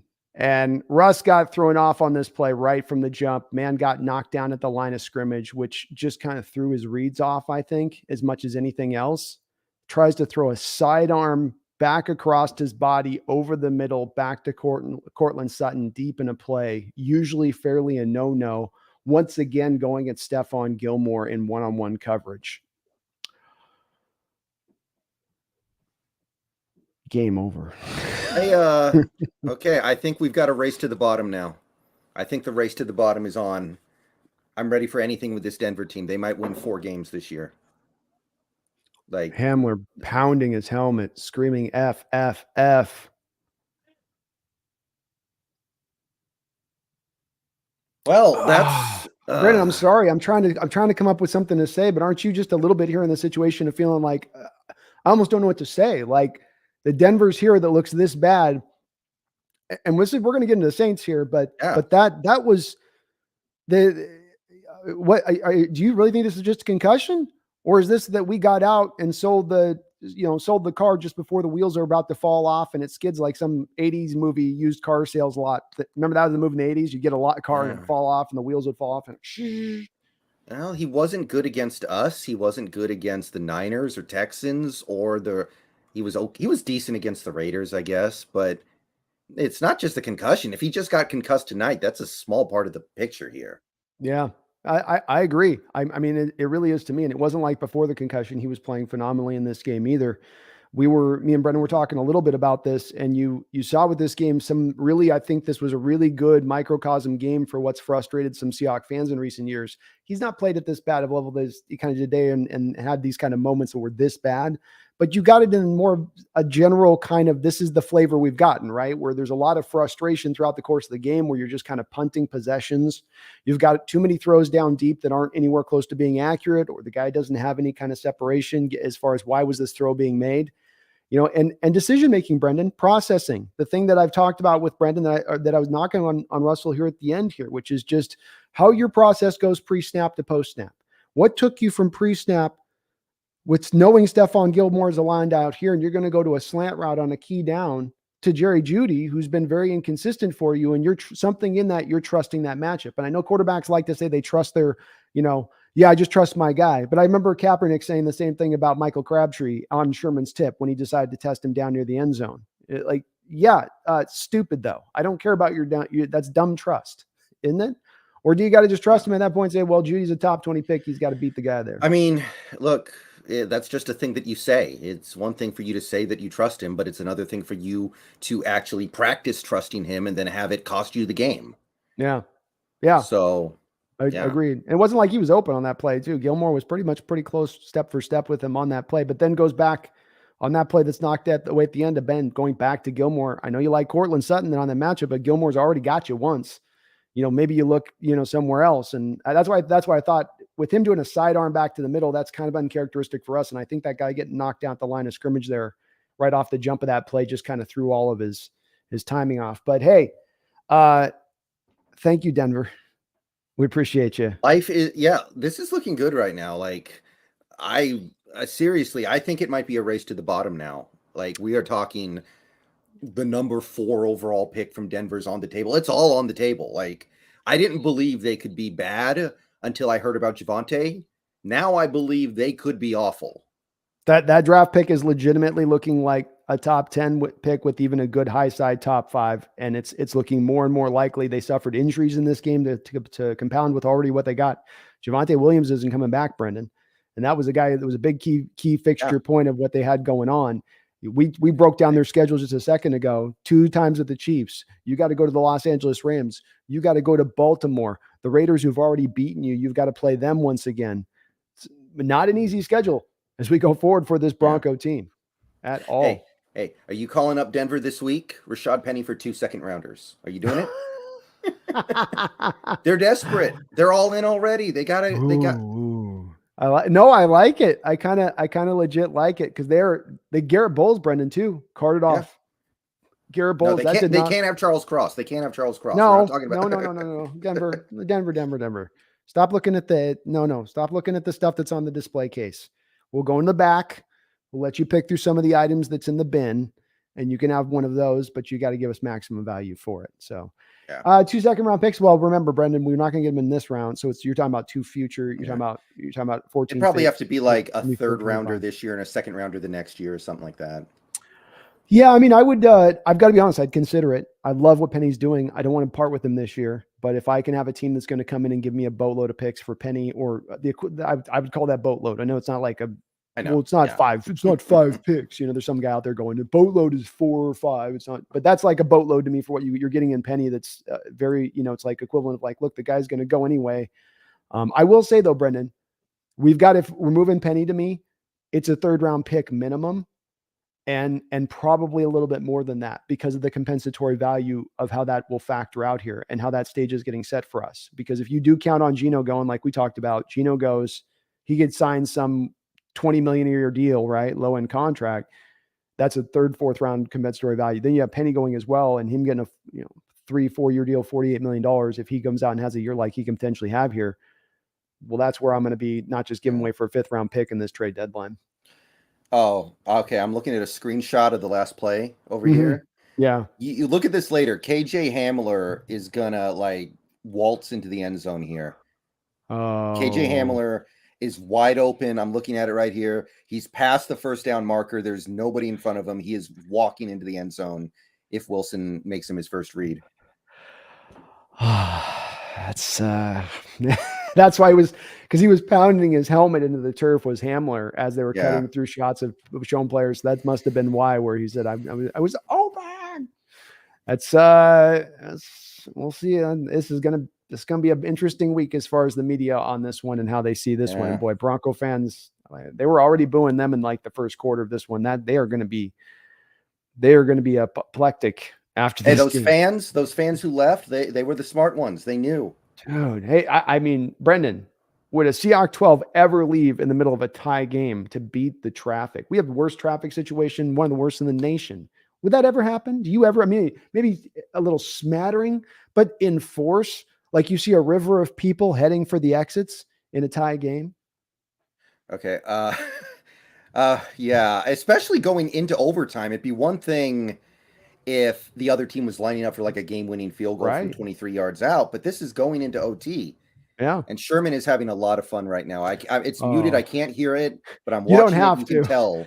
You don't have to. This is like the old black and white movies from the 30s, Brendan. His pantomiming is going to be plenty to know exactly what he's probably saying on the other end of it. He's definitely Sherman's reveling. Yeah. Apparently he keeps saying they should have run the ball, which I guess. I mean, but then you got the problem of Melvin Gordon, though. That's the issue there. And I have a theory on Gordon, by the way. He's got like kind of not the absurd biceps like Turbin, but he's got a weird bicep where it goes really long. And when he's carrying the ball, the bicep pops inside the ball. So like the ball, like I noticed it before the fumble, the bicep will sort of naturally pop the ball out and then it leaves the ball exposed like a boob. Kind of, like it's he needs to stop doing steroids is what you're saying. Probably, or just I know the curls and the everyone likes those ball. You got to get off with the curls there because that's just too much. He needs a little more space for that ball to sink back in there because that thing kept. I watched him. When he squeezed because you could see him, Brendan. He goes squeeze, and then out comes the booby. Squeeze, out comes the booby. And so I just kind of went. Ugh. this is going to keep going on. Then he fumbled later on in the game on, and you go, yeah, I can see why biceps are a problem on that guy. That's just, and it's not the Turbin one, man. Turbin had the big arms, like they were like giganto arms. It's like just the bicep goes up like this little hump and just tucks up underneath there. Benson DeWalt, thank you for the $2 donation. Says thanks for the draft picks, Broncos. Thank you indeed, Broncos, for the gift that just continues to keep giving. Me and Brendon are going to have a couple of different Christmases this year because this next draft is going to be so much fun, Brendon. Yeah. Oh my goodness! After this last draft, knowing how we killed it, that we get to come into it with at least some relative confidence in the front office, knowing that they're going to be able to do something. Well, I think one thing we learned from the most recent draft, it's easier to hit on the draft when you're picking high in the draft. 100%. Something Carroll and Schneider lamented both a couple of times over recent years when they said we just haven't been up there to go up and select those guys. Okay, so Sherman went up to Gilmore right after the game to exchange pleasantries. Somebody needs to do a cut up of him exchanging pleasantries with Wilson before the game and him doing what he just did with Gilmore at the end. You can see a very stark difference in how he interacts with those people. That's my dog. That's my dog. He's over there just dabbing him up, doing it. Pretty much. Wilson, it's kind of very it was very stiff between those two guys where you could they were keeping it pleasant, but it was definitely there was a little bit of steam beneath that one. But yeah, Sherman tonight's definitely a happy man. He got the broadcast this one and he feels good. And Ghost very well saw. Brendon spotted the same thing, and thank you for the $2 donation. KJ Hamler was wide open. Russ is washed up. Is he washed, Brendon? I mean, no. We were talking a little bit about the difference. I think you got to see a washed quarterback, didn't you, tonight? He looked like it tonight. But no, my not thing him. Is, the other guy I was saying. Yeah, the other guy. Yeah, that guy's washed up because physically he literally cannot do this anymore. Mm-hmm. Like he genuinely cannot make the throws anymore. It takes everything he has just to get the ball 30 yards down the field. Yeah. And when he gets pressured, he basically falls over. There was one play tonight. They gave up a field goal because he took a sack on third down when he could have run forward. He could have thrown it away. He's like, no, I don't need this field goal. I'm just falling down. Yeah. And Matt Ryan coming out of this game with a win is absolutely almost the most ridiculous. As bad as I know Russ had a couple of those throws at the end, but him coming out of this win is so ridiculous for how he does look. To Brendon's eyes, exactly what I'm seeing as well. That's washed. That's I cannot physically do this anymore at all. I'm less mobile and I was always a statue. And now I can't push up. I mean, he used to at least relatively be able to push a ball up the football field. He never had a strong arm, but tonight he looks like Garoppolo looks in winter after a long season. And then his arm strength in winter is what it exactly looks like, where it's powder puffing out of his hand and you're going, okay. But at least Russ, and I think you said this as well earlier, is Russ did have the moments where he's making these throws where physically the arm looks still strong. The accuracy is relatively still there overall. There's certainly still some flashes at times of, where he misses stuff that's a little bit off on things. He also has the drops popping up with some of these receivers still, but he just doesn't want to run to me, Brendon, as much as anything. It wasn't I think he can still run a little bit. I think he's still got plus mobility. He just doesn't want to do it. He doesn't want to sustain the damage or I don't know what, but he doesn't go to it very often. Yeah. I think there's a clear difference between somebody who's washed up, which is what Ryan is, and what Wilson is, which is past his prime. And the opposing defenses are able to make the football game about his weaknesses instead of about his strengths. That's how I would put it. I think that's well said. One other thing too, let's just add this on, because this was something that I was trying to point out through all of off season. The Denver Broncos brought Russ in from a team that never really put the resources behind a pass protecting first offensive line. Say nothing of a talented pass protecting first offensive line. But let's just start that first part. Pass protecting first offensive line. He always had run blockers up there first and foremost. That was their main skill set. That's why the Hawks had targeted them. Then he goes to Denver, who very much have a 2018 Seattle Seahawks offensive line. Not that it's completely untalented, but that it's been steered towards run blocking. And we see in this game, there being a lot of pressure generated by that Colts team at times, especially with DeForest Buckner, who's really good, one of the better probably interior players in the league. But nonetheless, that they're struggling in that realm, and you go, this is why did you trade for Russ if you're going to put him in the same situation that you've already seen him in before with Seattle, rather than trying to set him up in a way to really give him that offensive line that might let him have a chance to flourish at that point because he gets the time. Is that fair or am I off on that? I mean, I used this metaphor on Twitch a couple weeks ago about the Wilson thing, where Denver wanted Aaron Rodgers, right? We know that. Mm-hmm. They really tried to get Aaron Rodgers. True. And then Aaron Rodgers got pulled away from them because he extended with Green Bay at the last second. And quickly after that, they moved on Wilson. And it kind of made me think of, like, let's say you go to Costco and you saw an advertisement in the newspaper, big sale on TVs, and you're going to go to Costco. You want a big screen. You're thinking about which one you want to get. You're all excited. You get there. And then the fine print, you realize you didn't read it. It says, oh, the big sale's only on TVs that are 3 years or older. Mm-hmm. And then you're like, oh, but you're already excited to get a TV. So you're like, okay, fine. I got all excited. I got all dressed up. I'm all the way here at Costco. I want this TV. Okay, fine. I'll get an old TV. It's not as good as I thought it was going to be. It's not as, it's not going to be quite as big. Maybe it's not going to be as clear, but I want a TV. I got all the way here. Give me my TV. So then you decide, okay, I'm going to get this TCL from 4 years ago. That's what kind of happened. Maybe you're just, Denver was like, man, I thought we were going to get Rodgers. I still want a quarterback. Let's go get another quarterback. We're not going to get the quarterback we wanted, but fine. Let's just go get this one. I think it's very much probably the case, because it's one of those things I've forgotten about in retrospect, just because it's so far back into the beginning of this process when everything was at, where remember Mark Schlereth, I think around draft, was reporting that it was a done deal between Rodgers and Denver, I think right before the draft. And then he had his source, I guess he had it pulled out from under him because it didn't happen because there was some last minute thing that happened. But you're right, that had to have gotten them hot to trot. And this is it's again for a lesson to learn as you look at our team in the future. As I say, this is that you have a roster in Denver at that time, and looking at Russell, which at the end of the day, what they need to understand was they're in between. You're in last place. You're there for a reason. It's not just a quarterback that you need to bring this along. You need to kind of turn this over a little bit more than that, which is hard to do when you're in between, because you can talk yourself into, we can get back to elite status with just this, but just that. But the bottom line of this, Brendon, and your point, I think, is that you're going to get the benefit of these picks. You're going to get the benefit of that failure of approach by the Denver Broncos because of it. And now it's really looking like it. And, I will say this. I've seen a Seahawks team with Wilson start really disappointing and then snap into place in the second half of the year. But the thing is, this Broncos team could improve massively in the second half of the year and still lose most of their games. They could do nothing wrong and go like 2-6. So I don't even know if that's going to be good enough. And they needed to stack wins in this early part of the season, and it's not happening. I'm with you. I think they could still come together. I do think that you're not going to see this bad a version of Russ throughout the course of the whole entire season. But the schedule does not ease up unless those teams have a lot of injuries. Even a game like the Titans a couple of weeks ago, you might have looked at and said, well, that's a winnable game for us, but they're looking actually kind of, again, like last year, they just find with Vrabel a way to win and to make it really hard on you. And I think Vrabel is going to make it very hard on that offense with Russ, as he did last year in that game at home.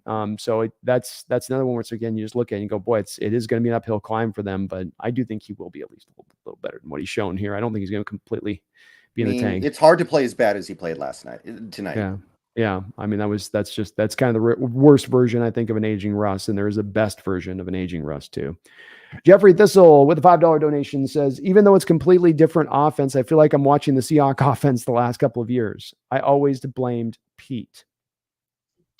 So it's a good, Jeffrey, bringing out a little bit of a Pandora's box here, of course, on this, because there's definitely some folks that will get sensitive on this one a little bit. But Pete put some reference to this last week, didn't he, Brendon? When he talked about, we like what Geno does. He listens to what we tell him to do. Yeah. Hard not to look at that quote and see that as a direct throw of shade at Russ on that, right? Or am I reading in too deep? Okay, good. It absolutely had to be. Yeah. But maybe it's true. Yeah. Maybe it's maybe there's some real validity to that, because I was watching the Geno cut up from the Lions game, and the thing that stands out to you is he's constantly hits his back foot, sees the open guy in the flat, and just quickly gets it out to him.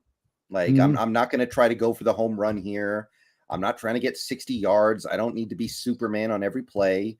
I'm just going to get this completion, get it to 2nd and 4, and we go from there. Yeah. He buy and you have meanwhile Russ on the other side. There's through the first 3 quarters of this game, there's 4 or 5 throws where Russ is deciding he's going to go deep with it, and not necessarily the home run shot, but even a 25-yard up the field hit instead of necessarily back foot, find the short route, keep hitting into that. He just won't. It's not that he can't hit it. He showed some of that today. They did some screen game. He did some really stuff where he threw underneath. He just won't stay with it, which is absolutely, if you're going to be a move the chains West Coast offense and you're going to be a passer in that offense, you have to stay with those short routes. You have to keep hanging in there. It's the old, this was the problem to me, Brendon, of that. We might have talked about this, I think, the last time we did a show, but this was the Brett Favre Holmgren thing. That same dynamic where what did Favre want to do? I want all goes. Give me all goes. I just want all goes up the field. And Mike's like, no, we're not running all goes. You're going to hit 3 straight plays of 6-yard routes and let your receivers do the work and your tight ends do the work as far as yards after the catch goes. Yeah. So you have to execute it in that way, or else you will cause the offense to basically grind to a halt at times, as we are seeing. And I think you're right, Jeffrey. I was saying that to Brendon. This felt like a lot like the games we've had with Russ here in recent years. Not that he's been at that bad point, but just that the offense can't muster anything. There's nothing that you can kind of generate, right, Brendon? You can't manufacture anything. It's like everything's kind of feels really hard, and it's a requirement of everybody making a great play, even to just get a simple, sometimes completion up the football field. I mean, you want to talk about Brett Favre, that first interception. He literally didn't even look to that side of the field, and he just threw it. And the thing is, that's kind of the last thing that Wilson's going to be able to hold on to. He doesn't turn the ball over. If he starts turning the ball over, it's over. It is super over. And where's he at from a processing state to be in that panicked of a mode that he feels he has to make that throw in that moment when they're in field goal range? It's a tight game. You come back again with this process. What was your mindset here on what were you thinking through this? It's last year, Brendon. Remember, this is the play that comes back to us time and time again. It was brought up in that article we've referenced a lot, and then they brought it up in an article that was written by, I think, maybe it was Brady Henderson or something. Yeah, Brady Henderson. But the play with the Chicago game, it's 3rd and short. You're running a 3-step drop. The ball's got to be out of your hands on the 3-step drop. Dwayne Brown gives him a passing lane to go right at that first read. Russell doesn't throw it. Takes essentially the sack, which knocks him nearly out of field goal range, which, again, in that moment, what are you doing? It's a tight game. If it's not there, throw it away, but definitely don't take a sack in that moment. You absolutely cannot do that. And yeah, it was there, but yeah, well said, Jeffrey. I agree. It's looked very same as prior. And thank you for the $5 donation. You guys are being very kind tonight. Really do appreciate it. Cameron with a $5 donation says, Wilson missed a wide open man. That would be KJ Hamler, and very well seen by you. He can't see. It's so clear his height limits him. Oh, well. I look forward to that top 10 pick, or maybe a top 5. Cameron, how about that? I mean, look, Wilson spent a little bit of time in the blue tent tonight, and we know he's got the shoulder thing. He's getting hit quite a bit. The Garrett Bowles was lying this offseason when he says, we're not going to let him get hit. Remember that. It's not happening. He made them sound like they were the Secret Service or something, and they were going to just all, taking bullets for him. Like, okay, Garrett, you're kind of a run blocking left out. Okay, we'll see. And I mean, by the way, the Seahawks had 16 pressures on Wilson week 1, and they've had 16 in the 3 games combined since. So that offensive line might just be bad. Like, that's the one team this year so far we've gotten any kind of pressure on. Yeah. It's why I said I maybe it seemed like I was hammering it because it was like the one stat I could go to really put a spotlight on Denver's potential struggles with Russ there, offensively speaking. But that's why I hammered on that, the pass rush win rate, efficiency rate for that offensive line in back-to-back years for an offensive line that hadn't changed personnel really in those 2 years. So you're getting the same 2 guys, the same configuration. We can talk about cohesion all day, but if the talent is not there to get it done, that stat matters. And when they were 26th in the league one year and then 28th in the league last year, to me, how do you take that stat carrying forward and say, well, we'll just trust the development, and they're definitely going to be better with a guy who has a tendency to, let's just put it as kindly as I can, challenge his pass blockers sometime in pass protection with how long he can sometimes hold the ball. And height is limiting. This is why, Brendon, we're going to have some very intense discussions, you and I, regarding Bryce Young when we get into draft time. There's not going to be a discussion with me. I'm going to be right there with you, dude. I know, but we're gonna get super chats. I'm gonna tell you, there are gonna be people talking. You guys need to wrap your mind around Bryce Young. You guys need to get your head. It's like this is, as Cameron's point here, is something that weighs in on me and Brendan's mind very heavily at this point. And watching Russell and some of his struggles and why he can't execute that short and intermediate game on a consistent basis. And I think a lot of it comes back to at times with him on that height issue, on not being able to really cleanly see it, and that he just sort of then defaults back down to what he does good and what he knows he can do well: scramble, look deep. But that's where to me, these guys are getting bigger and bigger. He had a moment with DeForest Buckner closing in on him, 6'7", arms long as he is tall. And Russell throws over the top, Brendan, like with his high over the top delivery. It's got a couple yards between him and Buckner, hits Buckner right here on his arm. Not even up to the top of the hand, right here. Like Buckner had like a field goal kicker where he could have made it from 70 yards. Like he could have tipped it from Russ another, 3 or 4 yards back of him with how big he was. Mm-hmm. Yeah, I saw that play too. I know which one you're talking about. Kirk Herbstreit doing the announcing tonight was really excited about the fact that Buckner's 6'7" for some reason. He just kept talking about that. Just fascinated. How you can be that big and play inside there. He's a good player, man. He's having quietly a really, really great career and been worth it for the Colts. They gave up a first-round pick. We talk about those things that always miss and, it never goes right. That's been one for them that's gone right. They traded for the pick. They paid the player. And he's been outstanding as a football player. San Francisco sort of went Armstead or Buckner.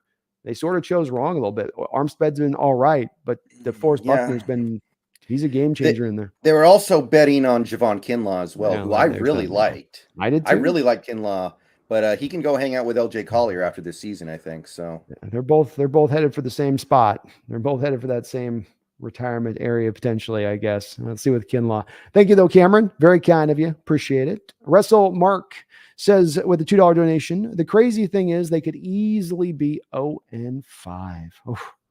That's true. Broncos could be 0-5, couldn't they? I mean, at the end of the day, they played 5 close games and they've come out on top in 2 of them and lost 3 of them. Most games in the NFL are close. I'm not a huge fan of playing this game. It's not like they've gotten drilled in their 3 losses and barely won their 2 wins. They're playing close games because they have a good defense and a terrible offense. So yeah, and that's how it goes. And it could have easily flicked in our game because we had the 2 fumbles at the goal line, which if they get those scores in those moments, that's a game that flips back their way too. So, but they've not been out. I think your point on that, Russell Mark, is that they haven't been out there, necessarily dominating anybody or winning by 10 points in any of these games. It's a struggle to do whatever they've done so far, win or lose. And that is likely to continue. Every game is probably going to be an uphill climb for them, even those somewhat easier games that you look at on their schedule. And there's not a lot of them, but a Carolina type game, like Carolina can maybe that's on the road in Carolina. They might give them a little bit of a stiff battle in that one. Yeah, I mean, if you can't score, how are you going to have an easy win against anybody? If you're putting up like 9 points in a full game, not the first time they've scored 9 points in a full game this year, by the way. That Denver fan base is going to lose their mind this week. Lose their mind this week. It's my gosh. When it looked like the Broncos had this game sewn up, I said about Wilson playing this bad and winning 3 games, he can't keep getting away with it. Talk about getting away with it. Matt Ryan got away with it tonight. Like, you can't let a guy play like that in your house and come out with the win.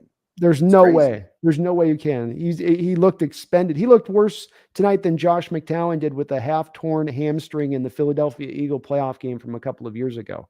That guy looked better than what Matt Ryan looked like tonight. I'm so surprised how bad he is right now, Brendan, as far as how far he's fallen off from last year. 4,600 yards without Ridley was down most of the year. All he had was Pitts to throw to. No Julio there anymore. And still now he's come to this new team and he's toast. He's super toast. Beyond Balance with the $5 donation. Thank you, Beyond. I really do appreciate it. It says after they complained they didn't give the ball to Russell against us. They did it now. They did. I got to say, I think he made the wrong decision both times. Although tonight, I'm going to have to think about this one. Going for it, it might be okay. But kicking against us, definitely the wrong move. Going for it here, the only reason why I say maybe you should kick it is because Wilson had been so bad. 2 of 15 on third down, the Denver was tonight, by the way. I don't know if you saw that or not. They just showed it on the screen. So maybe just because Wilson is playing so bad, you can't trust him to do anything, you kick it. But I don't know. I'm gonna have to think about that one for a little bit. I go back to your original logic on this thing. I think was the sound point, and that was that you rather than even look at anything through the Russ lens, which to me should just kind of reinforce what your thinking was on this, which is that Indianapolis tonight with this offense is not going to drive the ball up the field on our defense and score a touchdown.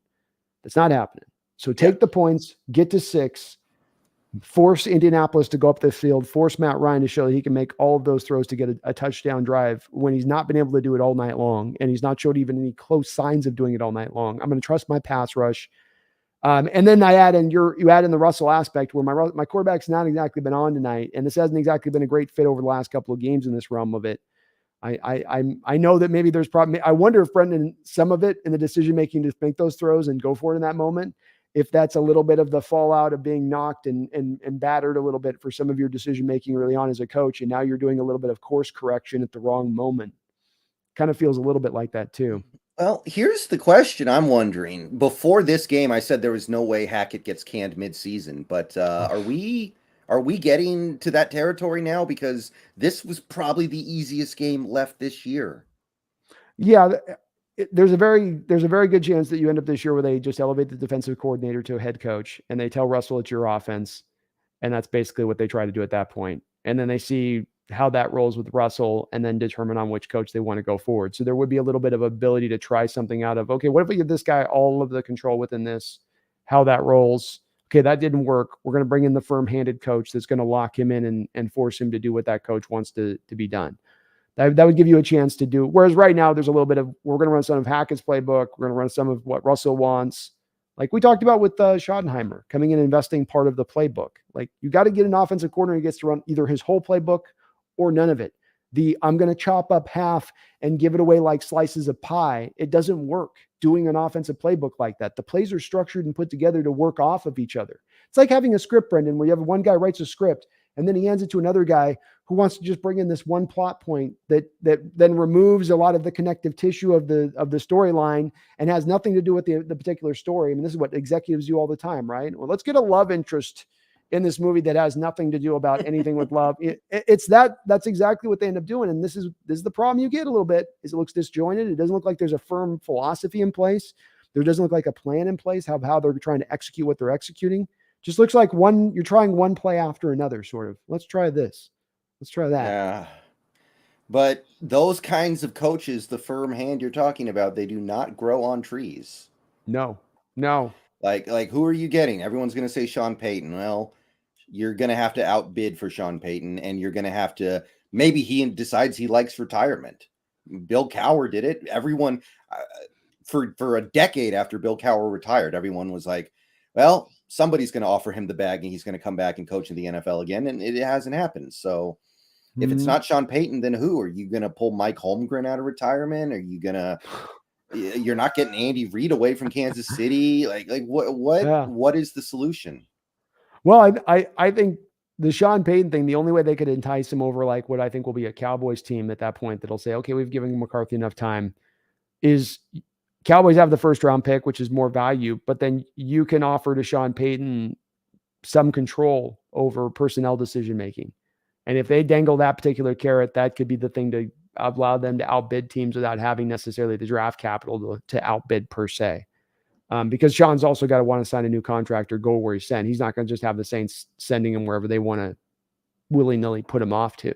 So I think that would factor in a little bit with that too. But I think Brendon, as much as I know it's a lazy approach to go with, like you said, there is not another coach out there right now that you're going to go point to and say, let's get this guy here with Russ, and then that's going to be a foot. Like if they could pull Mike Tomlin from the Steelers, that's a defensive-minded coach. He's not the guy. He needs the firm-handed, like you said, Holmgren guy. Sean, he needs the guy that's going to say, this is how you run the play. Exactly, Russell. Okay? Not I want to do some of my stuff. I got some ideas too. Yeah, I like your ideas. That's great. Here's what we're doing. That's what he needs. And so I think there's a few small subset of guys that can really do that are available, because it is well, unless you like Eric Bieniemy for him. I did you hear what I think it was Sean McCoy was saying about Bieniemy? Yeah, not a big fan. Yeah, he basically said he doesn't know anything about football. He's just a cheerleader.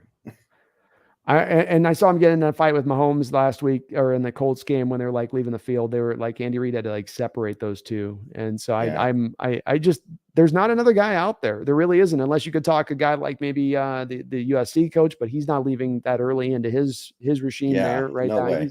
He'll eventually get to the pros, but it's going to be a while. Maybe the Dallas offensive coordinator or something, but even that's not maybe a firm enough. You need a guy with a You're lot of pelts on the wall, is what I think. you almost need the Niners to stupidly fire Shanahan. Yeah, that would be very beneficial. That'd be very beneficial. But unfortunately, I think Niners are going to be a good team throughout the course of this Yeah. year. And some of these guys that you even talk about, you have to wonder, do they even want any part of this? They might look at Wilson and be like, that guy's going to make me look bad. I don't want to get involved with that.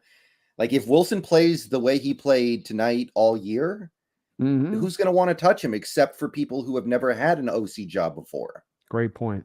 Fantastic point, man. I mean, he's got to be still look like a talent to them to want to do it. And they've got to really trust they can fix what they're seeing. And I think there's some legitimate questions about whether or not you as a coach can fix some of the parts of Russell's game that are frankly a little bit of lack of development of the old school, old man skills that you need to start to develop at this range in your game. And, can you fix that? Can you overcome that? That's why I say it's gotta be a firm hand. Cause that's he needs a drill sergeant like coach, I think, Brendon, to break some of these bad habits that have been so ingrained in who he is as a player, but Yeah. they just don't work with where he is from a physical standpoint Yeah. anymore. Feels like the NFL is moving away from that kind of coach. You don't see them as much. You don't. It's more reliant on the quarterback having some of these skills built in on their own. And if we're not here to teach it to you, you got to understand and grow that into your own kind of game with it. But I also feel for Russell a little bit with this because he was never having that guy through his whole stretch in Seattle here, who was really that guy, Bevel, Schottenheimer, Waldron coming in. None of them are that guy exactly. And the teacher he needed, it wasn't that those are bad guys and teacher, just that particular guy that he needed. It was that archetype. He never really has kind of quite gotten, and he might not ever, like you said, to your point, it might have now passed him where now he's going to have to try to make it with some young guy that comes in with not a lot of built up whatever. And that he's going to try to, and boy, that's going to be a tough one for any kind of young coach coming up against him that with what he wants to do. It's Denver's in a pickle, Brandon. Denver's in a bit of a pickle. 283-128 with a $2 donation says Denver's still a quarterback away from a Super Bowl. I mean, that defense is kind of being wasted right now. That defense has played really well. Even against the Raiders, it wasn't great or anything, but they still played well enough to give the team a chance to win. Indeed. I've been very impressed by, and it's not been the main guys with Denver that you necessarily look at. It's the Drummond Jones. They had the safety kid in there playing here in this game. It's some of the other lesser heralded names. I think Darby, guys all across the board that playing really well across for them. Not just your Surtans, who's been excellent, but and Chubb's definitely having a year he's playing for that contract this year. But unfortunately, it's going to be one of those years where it looks like that Denver defense where they're going to be spending a lot of time on that football field with a lot of 3 and outs on the other side of it. Yeah. Thank you for the $2 donation, 283. Very kind of you. Snail with the $2 donation. Appreciate you, Snail. Says, should we check to make sure Brandon Perna is okay? Brandon's putting his news together, I'm guessing. Yeah. I mean, the Broncos won a Super Bowl not that long ago. He'll be okay. Yeah, if you're a fan base, you don't get to say as a Bronco fan, as any of that fan base, we're a struggling fan base, or we're a suffering fan base, right? You had your Super Bowls and 2 Super Bowls in the 90s. You got to go to a couple Super Bowls in the 80s to kind of build up to that point, and then you win a Super Bowl not a couple of years ago. So they gotta just take their lumps, take their lumps and give us their picks. That's what their T-shirt can say. We've been there before. We've been there not that long ago. We were there too. Yeah, exactly. So, it happens. It's the circle of life in the NFL, man. Thank you, Snell. No, for the $2 donation. Aaron Randolph. Aaron with a $5 dono. Thank you, Aaron. Says Sierra's boyfriend's looking tired. Maybe we can trade Locke back for the rest of their picks for the next 2 years in Surtain. I mean, cold-blooded. Like you remember after a couple years after the second Super Bowl when Eli became one of the 5 worst starting quarterbacks in the league, but they had to keep paying him. They had him on this big contract and everyone just decided, okay, we're just going to ignore the fact that he's one of the highest paid quarterbacks in the league. We're just going to let this thing ride out. It's fine. Like that's where this could go because there's no way out of that contract for at least, I think, 4 years. So Yeah. It's just going to be one of those awkward things where everybody just pretends he's not terrible and pretend that he's not crippling their salary cap. If it keeps going this way, that's what we got. Yeah. I mean, it's going to get to as quick a spot a team. I mean, this is the quickest I think I've seen a team who signed a quarterback to a big contract has had the buyer's remorse on. I mean, I've seen some fast ones like the Carson Wentz deal a couple of years ago, or the Jared Goff deal with the Rams a couple of years ago. But that took them usually like a full season to get to the point where they went, ooh, that wasn't a good deal. We shouldn't have done that. But you're right. There's no way out of it. They ain't going to eat $60 million of dead money to get on or move on from him. So they are stuck with Russell Wilson one way or another with it. I think that they'll try to do things a little bit more to help him, past thinking he was going to come in there and be the end all be all save for them. Because again, they didn't do anything offensively. They just said, we have good skill makers, skill positions. We got good running backs. The line will be fine. And now maybe they'll go into this offseason at least trying to go, okay, we're going to have to offload some defense to bring on some offensive line. I mean, they're all in. They traded their first and second round picks. Your goal this year is to win the Super Bowl. So I'm not totally buying that part of it. Like, you can't just treat this year as a throwaway year to acclimate your new quarterback. It's got to be more. Is there any way they could be a seller at the trade deadline? If they lose to the Jets, I guess, right? Because it's Chargers, they're probably going to lose. If they lose to the Jets, then they're 2-5. Looking at that London game, that could go either way. I mean, what can you sell though? You can sell Chubb. Judy. Judy. You get rid of Judy, suddenly Russ is like, man, I miss the days when my number 2 receiver was David Moore.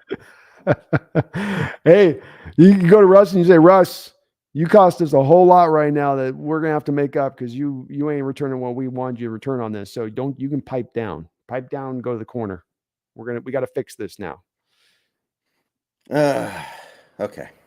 I mean, I don't know what Chubb's going to grab. I mean, like Judy at one point in this game had 2 catches for 17 yards and drops and the Stephon Gilmore undercuts him on the route that he doesn't come back to the ball. I mean, he can't really come back the ball in a post route because it's taking you naturally into the depth of the end zone. But nonetheless, it's not like you're going to get a 3rd round pick for Judy at this point.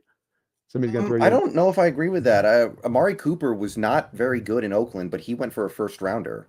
If you look at the production, though, far more production out of Cooper in Oakland. Really? Okay. Yeah. I mean, it's like staggeringly more production out of Cooper versus I'm going to have to look that up. I didn't think that was the case. Okay. Yeah, it's definitely he's been on the real low side of things as far as what he's been doing for them as far as that goes. But yeah, Randolph, I think there's some trouble here. They're in some trouble, and they've got as me and Brendon are talking through this. There's no quick, easy fixes to this Denver situation if it's going to go sideways for them. They are too early in this process. They've already and I've just come back to again, like why you sign that contract of Russ that early on when you have him for club control, when you can utilize the franchise tag. Say what you will about the Jamal Adams situation. Seattle did not just bring Jamal Adams in and just sign him to the contract. They got the 1 year of a $3.5 million deal of him to see what they had in him. Maybe they still made the bad move and to sign him to the deal. You could sign me up for that part of it. But just to merely go and bring in the guy, I'm not a fan of the thinking, Brendon, that just because you trade for the guy and you give up high draft capital, that absolutely means then that you have to then sign him to a contract.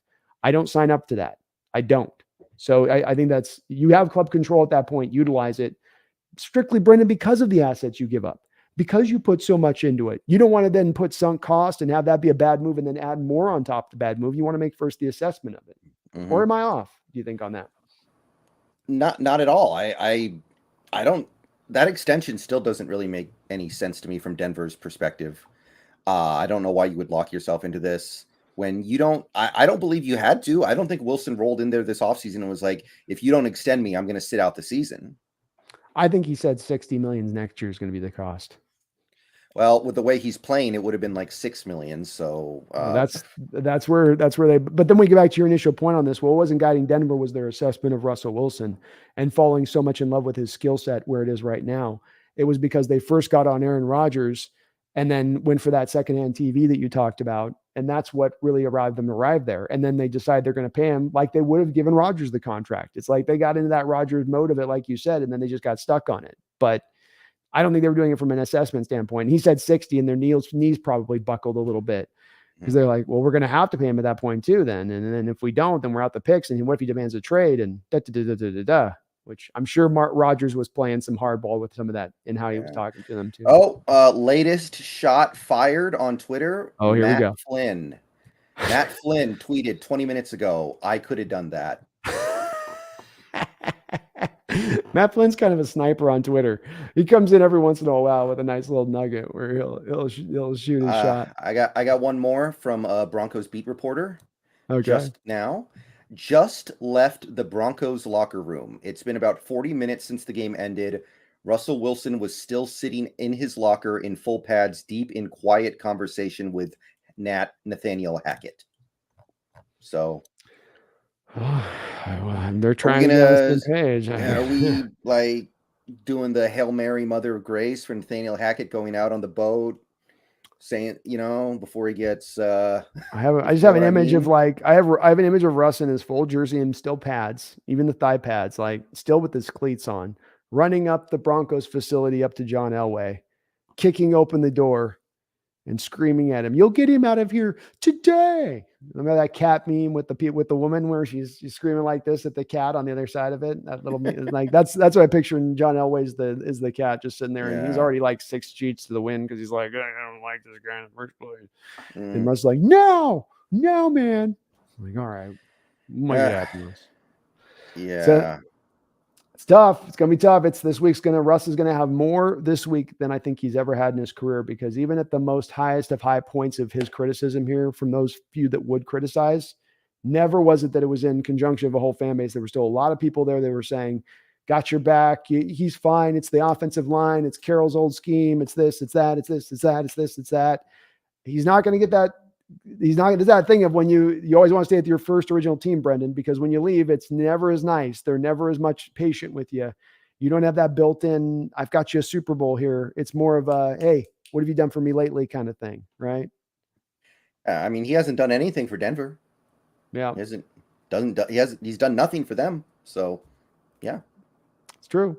Roxanne, how's it going, Roxanne? Good to see you in the chat.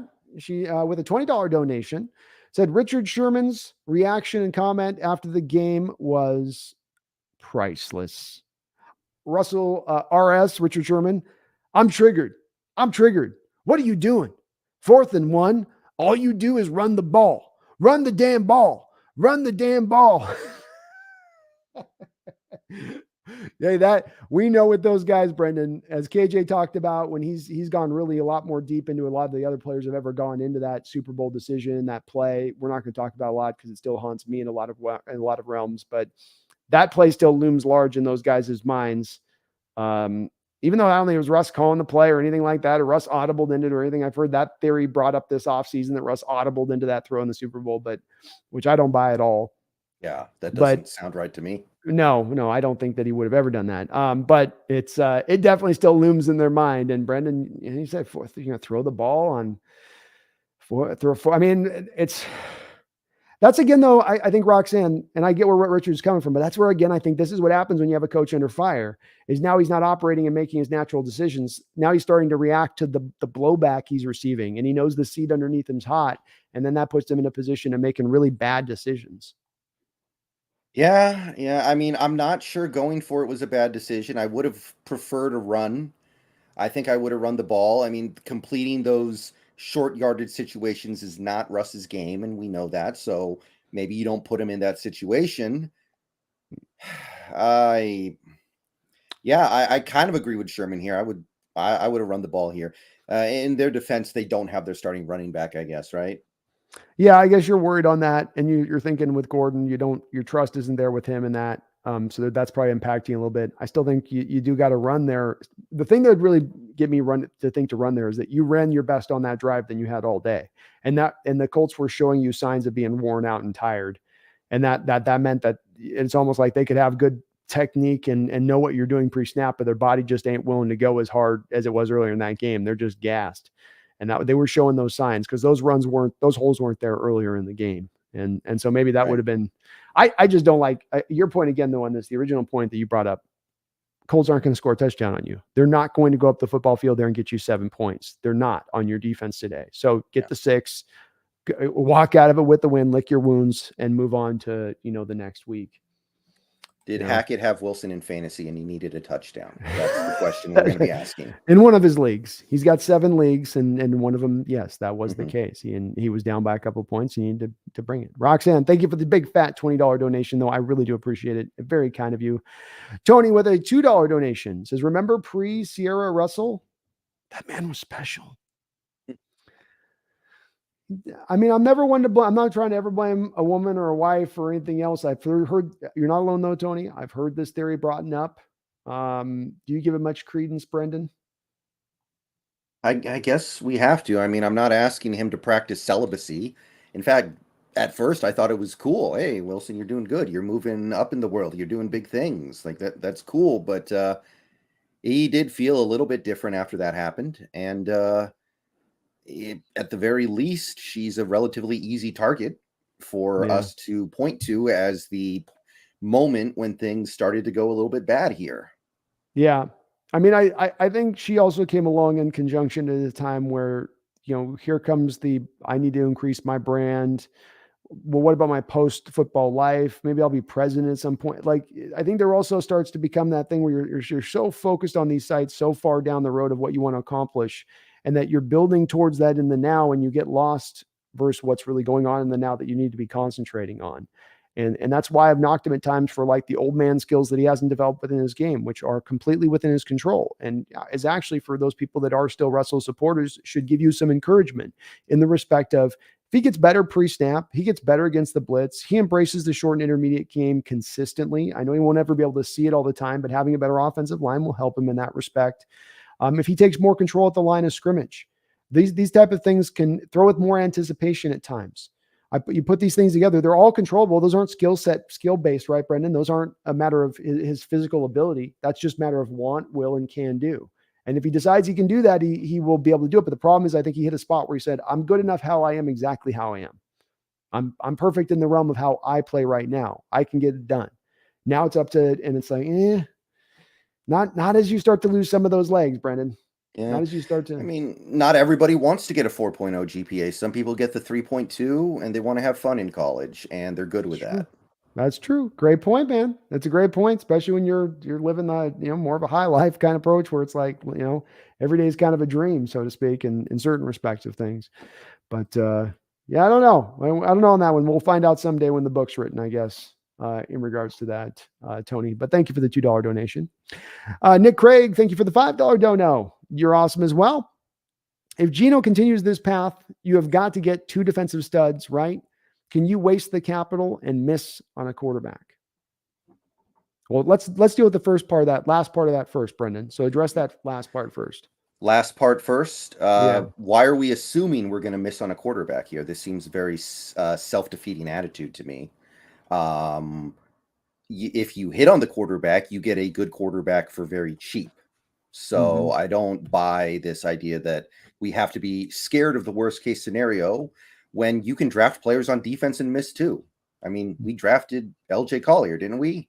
Right now we're kind of headed in that way with Jordan Brooks. Maybe we've missed on defensive players too. So I don't buy this premise here. Yeah, I mean, I can see, and Nick, we talked a little bit at the top of the broadcast a bit about, the being okay if it presents itself to take the 2 defensive studs with the 2 first-round picks and just roll that way. If it's a best player available situation, if it's a situation you're looking at where the offensive player or the quarterback you're looking at is not got the ceiling as far as a prospect goes, give me the ceiling guys, if that's the choice that's facing you. But to Brendon's point, I'm not just going to turn away from a quarterback simply because there's maybe there's a high miss rate on first-round quarterbacks. Well, I that may be the case, but there's a lot of reasons those misses occurred, and they're not always simply just the quarterback wasn't talented enough or good enough. Sometimes it's about the right team he went to. Sometimes it's about whether the team gave him the right stuff to truly do something, or whether he was set up to fail. And so I can't let that be enough to push me away from that, from where I stand on that. I would still, Yeah, I said this before on this show. I remember. I think there are a lot of quarterbacks in NFL history that were busts that would not have been busts if they had landed on different teams.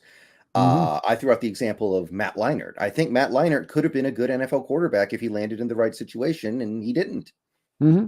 David Carr would be another guy that, I mean, his bat, I know he flushed out, but you never knew where maybe if he had gotten into the right situation, as opposed to going to Houston as the number overall pick, if he got hit so many times and sacked so many times in those early parts of his career, same kind of situation there.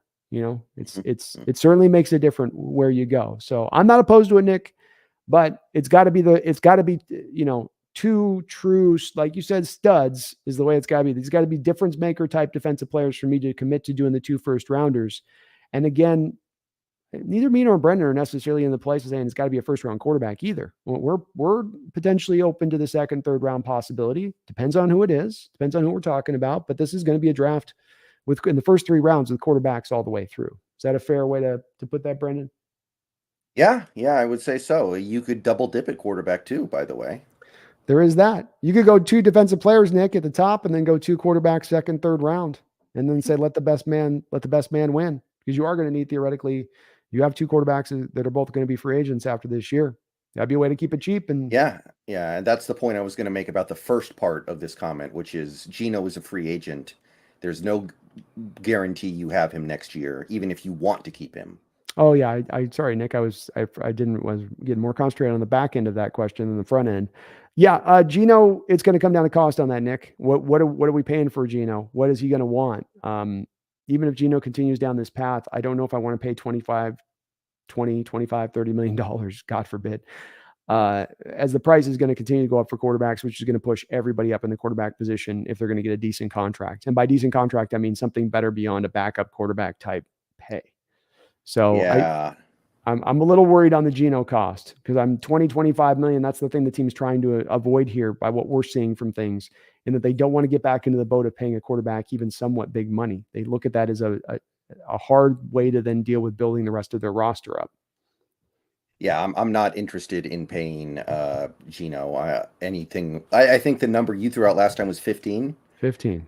I think that's probably right. And you know what? The way he's playing right now, he deserves more than that. Let him go somewhere that'll give him that. I'm cool with that. He seems like a good enough guy. He's playing really well, but I don't want to be that team. I don't want to be that team. Right. I don't either. And to me, it's I just go play the compensatory game as well. We need draft picks right now. More draft picks, the merrier, as we're moving through this rebuild. So if we can go into this offseason and come out of it with 3, 4 compensatory picks, 2 of those being relatively high, to let Geno walk versus slightly overpaying for Geno off of 1 year of this production here in this, I'm just not quite. He's gonna have to. I don't know if I'll ever quite get into that spot with him this year. No matter where he lands. Almost. I'm just kind of dead set on this, that not being the best approach. Randall McDaniel with a $5 donation, and he still got that 58.9 in his name there, Brendon. That's for you. Is that accurate? Is that updated to? I keep asking if he's going to update it. I don't think he's updated in a while, so it's. I don't think it's a 58.9, so it's probably like 60, 64, 64, 4, something like that. Yeah. Hey, Brendon, what about Disley having 15 touchdowns? More impressive than 1,000 yards? How about a new guarantee? I mean, that could happen. Geno loves tight ends in the red zone. He sure does, doesn't he? Okay, so Randall, what he's saying to you is he's saying he's got more. He's got more faith in the 1,000 yards not being reached by Disley than he does the 15 touchdowns, and he's not going to make that same kind of bet. I mean, Lockett's got to score a touchdown eventually, right? Like it's weird. We're 4 games in. It is. He did have Brendon. He had his very first last week, Brendon. 45 straight touchdown receptions, 45 targets without a drop, or not targets, but no drops in those 45 touchdowns. Had his first drop in the end zone. Pretty wild. Well, it had to happen eventually, I guess. It had to. It was amazing that he went that far with it. But he did get target. The ball was in his hands. It's in the back corner of the end zone there. And if I watched it on the replay, it looked like at first maybe the defender made a good play on it, but instead, no, it was just he just kind of had the ball kind of bounce off of his hands. Yeah. But thank you, Randall, and we're going to see on that 1,000 yards, man. Disley is putting. He's giving you a couple yards every week. If he has a breakout 150 game, I'm gonna start seeing a little Mission Impossible sweat going down Brennan's side of his. Yeah, he's way too liable to have that game where he has 0 yards, though. That's true. That's true. But hey, when they're throwing passing 2-to-1 rate, when they're doing this high volume explosive passing attack, Brendon. It's the new cutting edge passing attack in the NFL with Geno Smith. Randall with a $2 donation as well, and I appreciate you, Brendon, hanging on with me here. Says Denver fell in love with the Instagram Russ. I mean, I think that's a little bit what Brendon's saying in you fall back plan thing. It's like, well, this one's not bad either over here. I mean, this one's still got some air conditioning, and this one still got this. It's not the same as the prime model you were looking at, but it's got a couple of things. But I think it's the talk. They talked themselves into it as much as anything, Randall, because of that. They didn't want to pivot off Aaron Rodgers to, okay, we'll just go draft a guy. They wanted to pivot off Aaron Rodgers to let's go get a guy. There isn't other guy. They weren't going to want Matt Ryan. Oh, imagine that. Imagine Matt Ryan in that stadium. Yeah. 8 games a year. They think it's brutal right now having to watch him, but props to Russ what he's doing on the Insta. You can't knock Russ on the social media game. He does a good job of raising his profile. Even when he gets knocked on the corny stuff, he finds a way to turn it to his favor on the public relations. Yeah. game. Did you see the pregame for this game tonight? A little bit. Yeah, they were doing a thing on Russell, the let's ride thing, and all the Broncos players were like, it's a movement now. He turned it into a movement. We're all about that let's ride. And I'm like, really? I haven't heard it that much outside of him. But that's them trying to twist off that. With that, they're trying to twist off because they know it's why people are knocking him for it. It's not a thing of endearment. And he embraces it. It's like the Sherman hate. Like Sherman hates him. He doesn't let it, he just kind of rolls with the punches. That's a good thing of Russ that he does that type of stuff, but it's definitely oof. And those Subway commercials, man, there's something serial killery a little bit about bad. It's not even cringe. It's kind of okay, I'm now I'm getting the little Dahmer vibes here going on. I don't know why I'm getting the was that a promo? They got that new thing on Netflix. Yeah, exactly. Yeah, it's like some kind of crossover promo. Exactly. Is there a bloody head in the background? Don't let him open the fridge. Don't let him open the fridge. Thank you though, Randall, for the double dono. Ian ML with a $5 donation. Thank you, Ian. You're awesome. Says, would you trade for Chubb and give them their second back? Would you trade them for Chubb and give them their second back? No, I would not. I would not either. And why wouldn't you, Brendon? I don't really believe in Chubb that much. I think he's really inconsistent. I think he's having a contract year because he wants to get paid, and who knows what he's going to be next year. Yeah, I think I echo right where Brendon is on it. I mean, he had no sacks last year. Outside of his rookie year, he's not been very productive. He's going to want to be paid probably at least $20 million a year on a contract extension because he's going to ball out this year. I don't got any interest in doing that for a guy with an injury history. He's had a torn ACL. That's no. I'll see him this offseason in free agency maybe, and we can maybe talk then. As well as you do this, Darrell Taylor's not got a real clear path, or Boye and Mafe. Do you want to be out on either of them as far as completely out on them by making that kind of move in the same way? Maybe that is the right way, but that is what that would also mean. Thank you, Ian, for the $5. Jeffrey with a $5 donation. Thank you, Jeffrey, for a double dono from Jeffrey as well here. It says, after a whole summer of Denver fans drinking the Kool-Aid, looking at stats from Russ's Super Bowl years, they can't blame us for our victory lap. No, they can't. Well, yeah, who cares about Broncos fans right now? Some of you guys are too young to remember this, but we used to be heated division rivals with those guys. And I know that was a long time ago. Some of you guys may have not been born, but you know what? Even if it wasn't the case, who cares about them? Yeah. They've had glory days. They've won a Super Bowl in recent memory. Let's have some fun now. We just pulled off. I mean, it's headed in the direction of being one of the all-time great NFL trades. Hey, I've watched Seahawks fans take it on the nose for the Jamal Adams thing for the last 2 years. And not just in my chat, but in other places I've seen online where they kind of go, all right, yeah, you got me. We got drilled on that one. So at this point, Bronco fans are just going to have to take their medicine, and they're going to have to allow us to laugh and point and get to revel a little bit. And this could have gone a whole nother way, which would have been much darker, but it didn't. It's going this opposite way. So we're going to get to have a chance, I think, to do the victory lap's a good way to put it. We're going to run our victory lap. We got some of the best haul in draft compensation that any team has ever gotten. I think we're going to run a few laps. I think we're going to slap some hands, Brendon. Yeah. And we shouldn't feel bad about it. Hell no. I don't know. Marcus B28 with the $2 donation. Thank you, Marcus. Says, dear Bronco fans, no refunds. Sincerely, the 12s. That's what we're right. talking about. That's what we're talking about, Marcus. It's sorry guys. We warned you. We tried to warn him, Marcus. We warned him before the contract. It was like they were going out into the path in the middle of the night. We're like, look, there's bears on that path. Go around the forest, give it a year. Then maybe you can go back in the forest then at that time. They said, no, we're signing him now. You got to if you sign him now, you save the $11 million a year versus what it's going to cost next year. You get out ahead of that. We said, no, he's maybe got some diminished skills. Oh, you salty Seahawk fans. You salty ass Seahawk fans. No, we're just telling you what we're seeing of it. Yeah, sure you are. Are you? Uh-huh. Yeah. Does it hurt? Does it hurt losing your Hall of Famer? Does it? I'm not a-hole. I'm not coming at you it hurts me. I'm just telling you that he's not been as good lately. He can't run as well. Oh, Kenny, looks good to me. Look at these highlights from last year. Looks pretty good to me. Well, probably not looking as good now because you can't get the highlights with Russ. Yeah, I mean, there's just some stuff you don't know about Russ until you actually are rooting for him and you have a vested interest in him producing.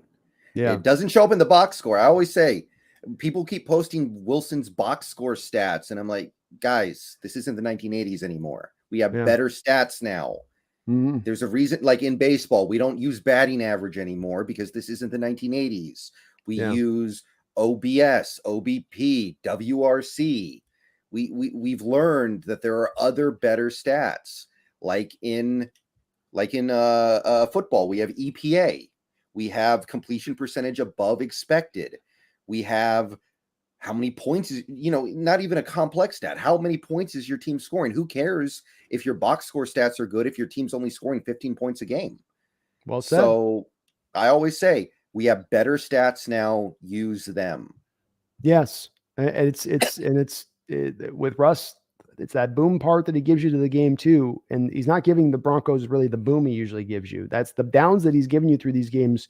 You've always seen with Russ, but what you usually get is the quarter or so out of the 3 quarters. You get the 1 quarter where he really explodes and gets you those sometimes 14, 17 point runs that makes the game pull back to something that was, okay. It's like the Viking game a couple of years ago at home, right? Where it's kind of rainy and we can't do much of anything, just can't even look functional.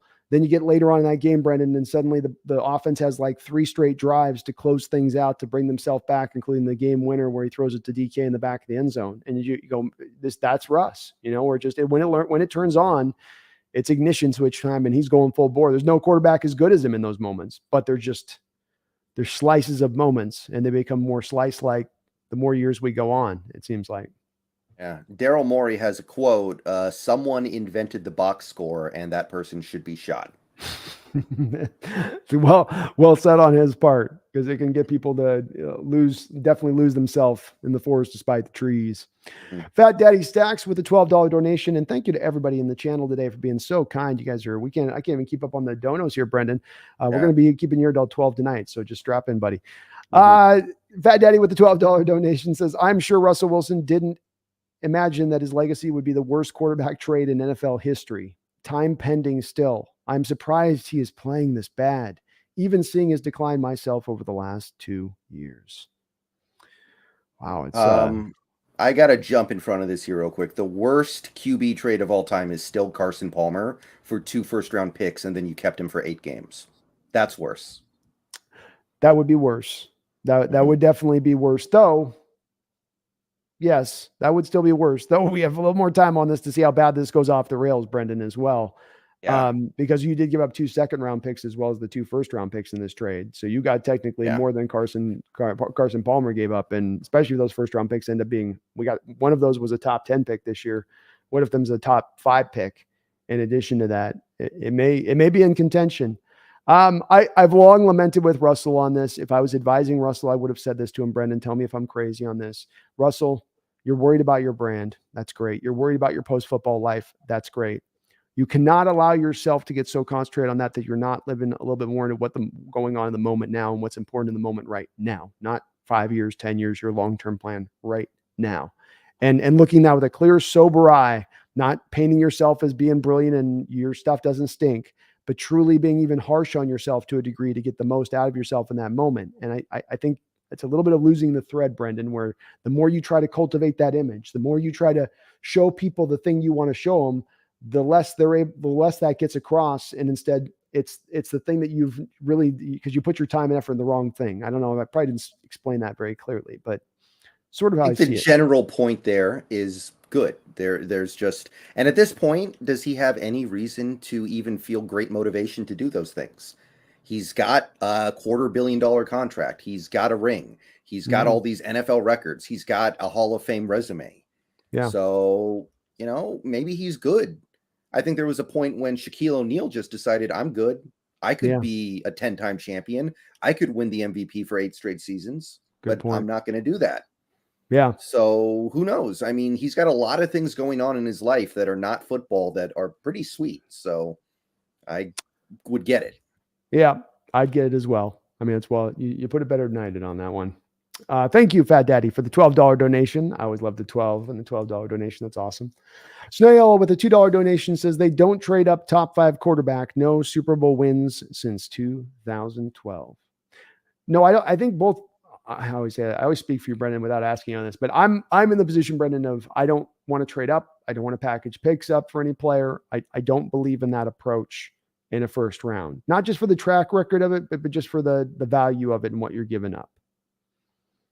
Yeah, I'm not into this idea of like, oh, this hasn't worked in X amount of time, therefore it can never work. Also, I want to be very careful about that kind of stuff. But we don't need to trade up. We don't need to trade up in this draft class with the 2 first-round picks. We don't need to trade up. I wouldn't even consider it unless something completely changes and we end up making the playoffs and Denver ends up making the playoffs. And I'm like, okay, maybe now I'm considering trading up into the top 12 to get Levis or something. But as things stand right now, I'm not interested in that. I would be the same place right now.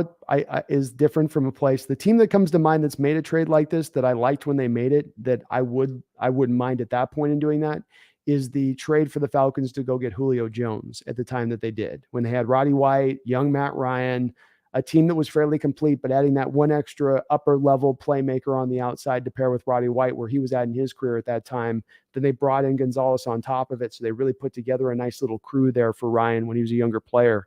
I really like how they did that approach. So I'd be very hesitant to ever do it. I wouldn't say I would never not do it. Like Brent said, if you're in more of a position of being closer to that elite status and it's to go get that player to bring yourself to an elite status.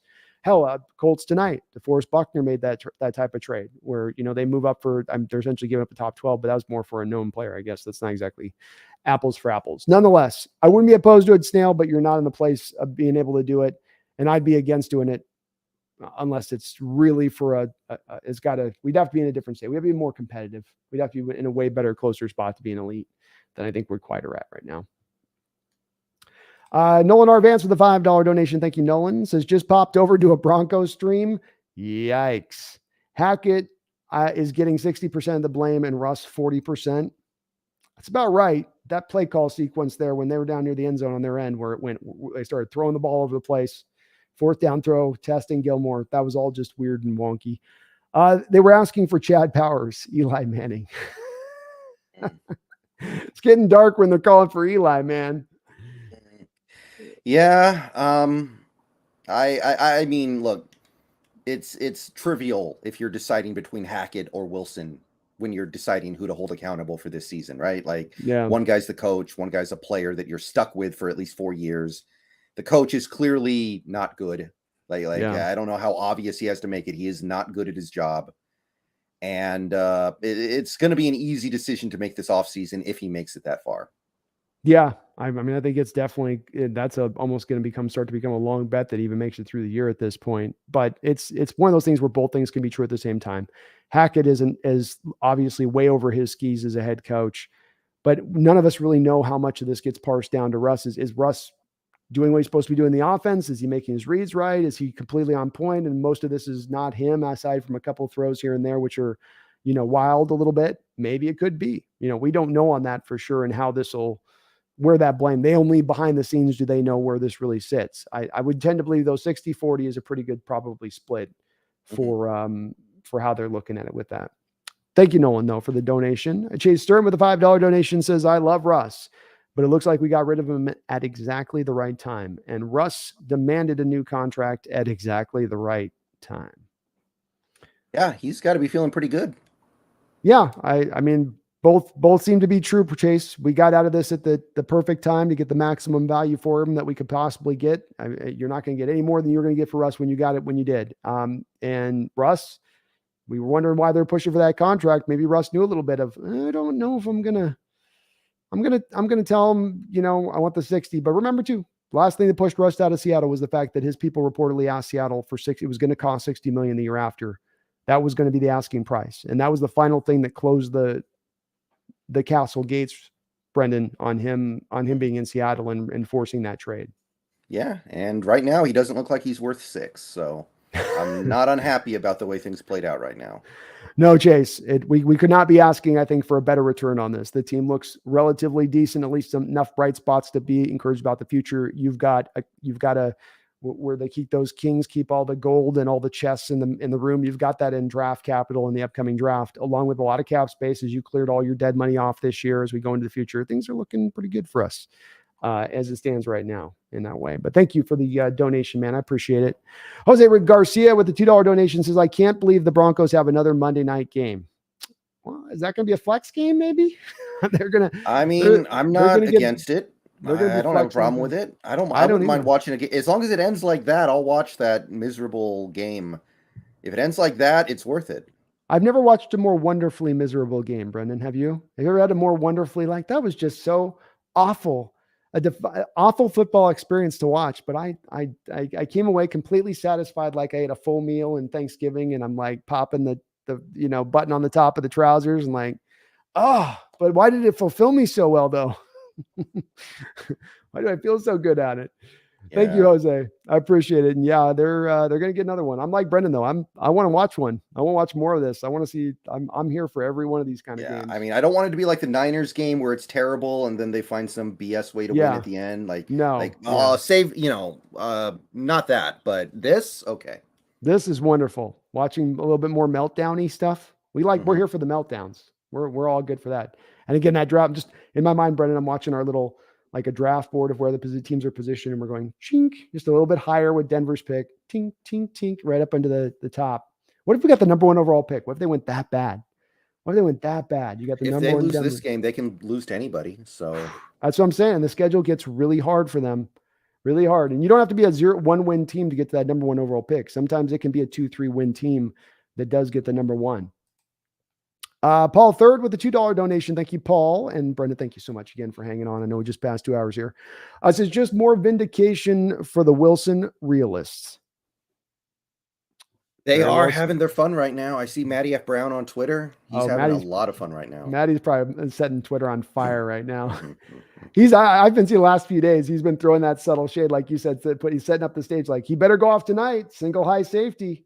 You better show it tonight, Russ. This is if you're not going to eat tonight against Gus Bradley's defense, then who are you going to eat against? So Yep, it's been like we're 5 games in. There are a lot of Arden Russell Wilson supporters, but those folks, even if they still remain Arden supporters, which I think they probably will, still have to acknowledge, okay, something's going really, really, really wrong here with this. Whatever excuses you make for it, it doesn't matter. You don't have your picks next year. You have to be good this year. That's right. Like, you can make excuses for like, oh, we have a slow start. Oh, it's a new quarterback. It's a new terminology. But if that ends with you going 4-13 or something, then it's still not okay. This is not the kind of year where you can just go 4-13 and go, oh, well. Yeah. Nope, because it's only more uphill sledding. Russell's contract kicks in, no draft picks into the future. I don't think they've got a lot of cap space beyond that with the way that this is going to roll out. And so it does only get harder. It only gets tougher, much like Brendon, the rest of this season for that Denver schedule. Thank you, Paul. You're awesome, brother, as always. Techman Clan Killa 187 with a $2 donation. Thank you, Techman. Says Pete hid Russ's limit while maximizing his skill set. I guess that's the only logical conclusion you can have now. I mean, the people that are going to say that Russ could have cooked in a high volume passing offense, we had moments where I think Carroll flirted with this, and people thought that he threw the water over Russ's barbecue too soon back in 2020. But there was also Schottenheimer's first 4 games where Carroll acknowledged, I think at that time, that Schottenheimer came in here and really fell in love with Russ and his game and started trying to throw too much, and they needed to dial it back to being back to more of that balanced approach. Yeah. And sorry, go ahead. No. I agree. I don't really have too much to add to that, but yeah, I mean, Wilson had a couple of chances to be the high volume guy, and it didn't go well. And I still said, when, looking at that, I still kind of said to myself, if you're going to pay a quarterback this much money, you can't just let him be a game manager. That's not how football works. Right. That's not conducive to winning championships. But either way, it's starting to become pretty clear that he can't do it. Mm-hmm. Yeah, it's the place I do arrive with this, the great discussion going on right now, I think, amongst everybody as far as this quarterback value goes, is at what point is it, when I give you this amount of money, do you have to elevate some of the talent around you, as opposed to expecting things to be perfect around you, and then you get this money as well, and you got playmakers everywhere else, and that's still, to me, the keen question that does end up coming out of this type of stuff. But I would make a little bit of argument with this, that I think there's a question with Pete's time here from about 2017 to 2019, where you could say, okay, Russ in the middle of his prime, did you maximize his skill set at that time when he had that scrambling ability still? Or did you at that point try to sort of just, I'm really trying to get my defense back. They should have maybe pivoted a little more to offense at that time. That might be my one little, postmark I put on that one, Tack Man. But I do agree with you. I don't think that Pete was necessarily just holding Russell back through these years. Yeah, sounds like Colin Coward's starting to walk it back a little bit, according to what I'm seeing on Twitter. Oh my goodness, is he starting to finally do a little moonwalking, Brendon? Yeah, I'm gonna have to look into this a little more, but he had a tweet earlier today, or a little bit ago, that was something like, "For those of you who think Russell is washed, you were right tonight," or something like that. So we'll see where this goes, but well, he's been holding on for dear life to this narrative, and he's been doing it for years now. And it's all born out of, I got access to this guy, and the fact that I got access to this guy, I want to keep that access. I want to still maintain it into the future because it's going to help my show and give me content. Well, that's the price you pay for it, is eventually you hold on to a point too long where people are like, look, even a blind man could see this at this point. Even a blind man. All right. I know nobody cares about the Saints right now, but should we talk about them for a minute? Yeah, let's, and we did just catch up finally on the super chat. So thank you to everybody on that. Let's break into a little bit of the Saints stuff. And I've kept Brendon here a good, well over 2 hours. So we're not going to go like really far and deep into this as I think we would have. We didn't know that this night was going to go this way with the Wilson situation as it sort of unraveled. So sorry about that, but that doesn't prevent us from talking a little bit about this game. Frankly, Brendon, we kind of already know a little bit about how this game plays out, in the respect of, you have very much similar personnel to what you had last year. What in this game, coming into it with the 10 a.m. start time, do you see, kind of knowing how that game played out last year with Geno under center? What do you, I mean, I went back to watch a little bit of that game. I didn't go through all the way through it, but it was just a game where the offense couldn't do a lot. The defense held on for as long as they could till the 3 and outs kind of caught up to everything. And, then that was that. But what stands out to you on this one? Doesn't feel like the same Saints team, though, does it? They're just, their defense has not been very good this year so far. They gave up the 28 to the Vikings. They gave up, I mean, they beat the Falcons, but the Falcons, plenty of production. Mm-hmm. They shut down Brady for a while, but eventually he broke through. So I don't feel like it really is the same team, the same New Orleans team. So I don't know. I expect a little bit more from our offense. It feels like Dennis Allen, now being a head coach, can't have the super positive influence on his defense that he did last year. And while we're at it, they might also be missing a couple of key guys like Peyton Turner, PJ Williams, and Marcus May. So I don't know. I don't think this Saints team is quite as good as I thought they would be. And I'm expecting a little bit more from the offense in this game. Because I was looking at the stats defensively, and it's 12th in total defense, 9th against the pass, 20th against the run. There were some games it seemed like where Winston had a couple multi-interception games, I think, on there, at least one, and then a fumble in that game where maybe the defenses were put a little bit more on the short field. I mean, they're not lighting the world up. And I watched the Viking game. The Vikings were able to move the ball up the field on them fairly consistently throughout that whole entire game. And Falcons offense, like you said as well, was able to put those points up on them. But then you look at the individual rating of the guys from who Cameron Jordan at first look, you go, okay, he's getting older. But rating's still really good. He's well over 70 as far as his PFF grade. Marcus Davenport, same way. Tyron Honey Badger's out there still balling out from his side of things in the strong safety position of things. So at least on the surface, to me, it was looking like you're right about the points and that they definitely have given up their share of, that's the place where they've really been hit with. But that I do look at that defense and go, Demarius Davis is still very scary in the middle of that defense. Jordan and Davenport are enough on the edges to give you a problem. They're not elite. It's not going to be the toughest matchup that we have to deal with, but I do think it's still going to be a bit of a challenge, especially too, because the defense overall doesn't have a lot of clear weaknesses to go at. There's not some spot to attack with this defensive. They're not good in coverage or they're not good against the run. Run is probably the one spot. They are 20th against the run. So Brendon, that to me is one of the, I know we say it often with this team and it was definitely in place last week, but run the ball this week is going to be a big part because that is a little bit of where you can get them with their weakness. Yeah. I think that, I mean, we say this every week. We say this every week. We need to run the ball, and then we don't, or well, we don't feature it. It's like the old Holmgren offenses where you pass to set up the run, if anything. Yeah. But I think the thing that really stood out to me from that Saints game last year was we had a massive weakness on the offensive line with Kyle Fuller. He was getting blown up by safeties. He was getting blown up every play. That was one of the worst games you'll ever see an offensive lineman play. This year, hopefully, he doesn't have to play. This year, have that massive negative on our offensive line, who I think you could single-handedly point to and say he's blowing up. You know, he may have caused 10 plus plays to be blown up in that game. So I think that's also going to help a lot. I see too, in the way this Saints defense kind of wants to approach offenses, it seems like they're very fixated on the middle of the defense, especially. They don't want to give you up a lot in the middle of the defense in the run game, and the pass game, they don't want to take that away as well. I was watching that Vikings game, Brendon, and everything was really up, and it's going to work well to Geno's strength this week. He's going to get a lot of clear play action boots to the outside because obviously, if you're going to be taking up the middle of the defense, that's going to leave a little weaknesses to the outside past the hash marks. So those outside routes to Lockett that we've seen that have been so many with Geno Smith, those should continue onto this game. But the running game up the middle might not be as easy sledding because the Saints will put 9 men up in the box and they'll commit it up into the inside running game. Vikings are very good about getting it pitched wide and getting used to the edges with Dalvin Cook at times. They did some of this against Detroit, Brendon. They've got to keep that up this week. Yeah, I mean, it doesn't matter who the opponent is. I want to see that in every game.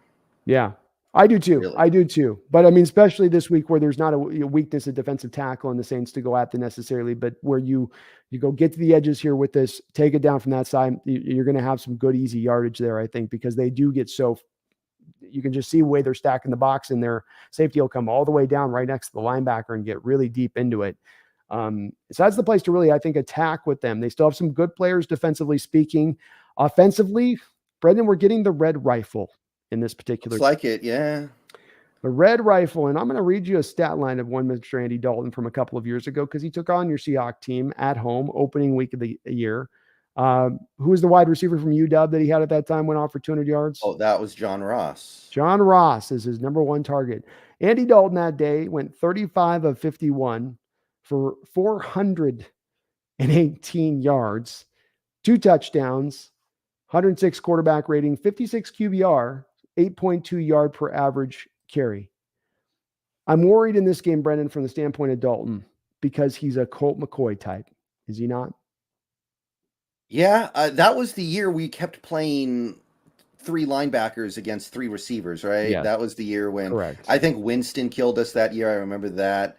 Yeah, that was not fun. At least we're not doing that anymore. Hopefully. But Dalton's the kind of guy who has enough to where he can just kind of pick you apart. Yeah, it could be similar. It could be similar. I looked at what he did last week, and that's what he was doing with the Vikings. The stat line, you talk about stat lines not looking pretty. Stat line wasn't pretty, but you could see within it, all he was doing was, and I watched in the game and saw him in the game too, just he's taking what they're giving. He's going to hit the running backs, and they get Kamara back this week, who's one of the most dangerous running backs who can take a little simple flat route that looked like it should go for no more than 2 yards, and he ends up 27, 28, 30 yards down the football field. Yeah, he gave us some problems last time we played we played the Saints that year you're talking about, I think 2019 against Bridgewater. Yeah. And he gave us some problems. I remember that. So yeah, he's going to continue to be a problem. He's probably well rested because he didn't play last week. In fact, has he played? When was the last time he played? Like week 2, I believe. Okay, so he's been out for a couple weeks. Yeah. So yeah, it's definitely going to be a problem. Their offensive line may not be at full strength in this game, though. I can say that. Yeah, it's Throckmorton. I think it's their center. Who's Best name out? in football? Huh? He's Is got that the best name in it's awesome. football? It's an awesome name. It's got the multiple syllables. It's got hard hits at every syllable as you try to talk your way through that name. But yes, that might be the best one out there. Yeah. I think Andrews Pete is also questionable, as is Ryan Ramczyk. So we'll see how those guys shake out. That could be big with it. Those guys are big. And of course, they are also down their number 1 pick this year that you talked about. They've given up an extra first round pick to go get, which was the Penning kid. So they're already kind of down to the left tackle. They are getting some really good play from a guy we monitored back in the day a little bit with Cesar Ruiz. And we're looking at that situation. He's actually turning out to be a really good right guard in this league. I've been watching some cut-ups of him, and he's really standing out early on this year in some of his play out there. So they've done still a good job of at least keeping that offensive line. You look at the running backs, Brendon, whoever carries the rock, and there's been 4 or 5 different guys that have carried it for him, even to Latavius Murray and old Ingram. They're all well over 4 yards to carry. So they are creating holes in the running game from the offensive side of it. And this is where I get my worry into us potentially coming away with this win. So you have a quarterback who will take the dink and dunk with a running back in Kamara who is so dynamic out there and his ability to then be dangerous on such a simple, short, stupid route. And then they have the running game to then back it up that makes you have to allow those linebackers are going to consistently be taking those false steps forward to try to get that extra head start in the running game, which then leads to stuff being hit over the top. And I'm that it really almost more than anything else, what we do offensively has me more kind of freaked out knowing with where this defense has been. Yeah, no Michael Thomas, though, so a little bit less to worry about at the receiver spot, at least. Is he out? Is it that foot again? He did not practice again today, so it would be surprising for him to play, I think. Well, and that's going to be huge because if they're allowed to get away with doing that, if they have all the, you have 3 receivers and you're looking at Michael Thomas, Chris Olave, who's they're done really well for them out the gate. He's their number 1 receiver. And then you have Jarvis Landry as well. That's a little bit of a variance in wide receivers they can attack you with. They can get Olave out there on Woolen, which might be a little bit of a tough pull for Woolen. That's the kind of receiver that might give him some issues. First, I don't think they're going to put Thomas out to Woolen's side if he were to play. They'd probably have him match up on the other side of things. But that's going to be I like it much better if I got Landry and Olave. Even though their 4th guy's not bad either, right? He's kind of got a couple big plays this year as well. Landry, Olave, God, I can't remember the name of the other guy. I can't remember. I think it's like Mick or something like. But he's got a couple of big plays this year. He's averaging like 24 yards a catch or something. So he's their big play. He'll only make a catch or 2 a game, but he'll get you the big play deep down the field when he does so. So yeah, where's your worry in this game? What's your kind of spot that stands out? I mean, not any one specific spot so much as this Saints team is desperate. They're 1-3. They had high expectations this year, high hopes, and you're playing them in the Superdome. I think in general, you are getting their best shot. I can say all these things about their defense isn't as good. Their offense is missing some key pieces. They got some injuries, but sometimes football is about more than that. And in this case, I think that I can say all these things, but at the end of the day, I have to know we're going to get their best shot. And it's a lot to ask to beat a team that is desperate. It is. I made a metaphor before, Brendan. It's the feral animal that's in the corner that got into your house and you're trying to get it out of your house. And it might have rabies and it's slobbering all over the place. And you got to approach it and you got nothing but a broom in your hands, So I'm worried on this game. They're desperate. They've got enough talent. They're at home. It's hard to win that stadium. I can't remember, Brendan. When was the last time we went into New Orleans and won? Let me think here. Has it been 30 years? When we beat in the Ken Hamlin game where he destroyed Dante Stallworth, that was at home, right? Yeah. Okay. It might not be in my memory, Folks, it might legit be 3 decades since if we've ever. I'm sure at some point in the 80s we beat them because they weren't good in the 80s, but it's probably been 30 years since we went to New Orleans and won, and there's a reason for that. Reason for that. It's what do you think, by the way? don't want to get too far on this track, but I don't know what it is. So I'm honestly curious about this, Brendon. What has Carroll done to solve the 10 a.m. start time? Because you look at that New Orleans record being bad as it has, 30. A lot of that's from those are 10 a.m. games you're more often than not playing when you're playing them, as we are this week. How has he gotten over this? That's really hard for us to answer because there are things going on there that we just don't know. There's probably something he's done with their process when they're preparing for the game and the lead up to the days that we don't know about that has kind of allowed these players to reset their body clocks in the right way. And it's probably some subtle little thing, and we as fans don't know about it, but it's had a big effect. I just as an example, I think Andy Reid's first season, he was the head coach of the Eagles. He was having his players drink pickle juice right before games. And it's this weird little esoteric thing that you wouldn't think actually has an effect, but it had a big effect. It made the team much better, especially in hot weather games. So maybe there's something little going on like that we can't know. Whatever his secret sauce is, I just hope he leaves the recipe on the table on his way when he does eventually leave, because every Seahawks coach in my lifetime struggled with that 10 a.m. start time. And Carroll is we got another one we won this year in Detroit, and here we up again this week. If he comes out with this one again, I'm just going to continue to be in kind of awe of it, because it's like scientifically proven, Brendon. Your body, when your body clock is it's 10 a.m. morning, my time, which I don't care if you're on the East Coast and it says 1 o'clock, it's 10 a.m. your time. It's not performing at maximum physical capability. You can drink all the cups of coffee in the morning that you want to drink. It just ain't doing it. You have a natural circadian clock rolling, and that, the body's timing is going to be the timing, which is early afternoon. So it's kind of why I marvel so much is how has he overcome this? Jeffrey, this is what the $2 donation says. Geno Smith is in the chat, by the way. Well, Geno's been showing up here and there. Yeah, I did notice he was partying around in there, and you know what? He's playing so well, he deserves to hang out in the chat. Yeah, Geno's welcome here as far as I'm concerned. Hopefully let me get an interview with him here at some point. I'd love to be able to sit down and pick his brain. Yeah. So run the ball, stop the run, stop the short pass. Is there any other kind of keys to this particular game that you see as far as, that we need to be concentrating on or being aware of? I'm going to regret saying it, but we got to find some kind of pass rush. And this is another really good offensive line we're playing. So I don't have a heaping helping of confidence that we will, but I've been looking at the pressure numbers the last 3 games. It is, not even NFL caliber. What we're doing right now is a pass rush. Like I said, I counted 16 pressures in the last 3 games, and that was me being very generous. It's just hard for me to believe.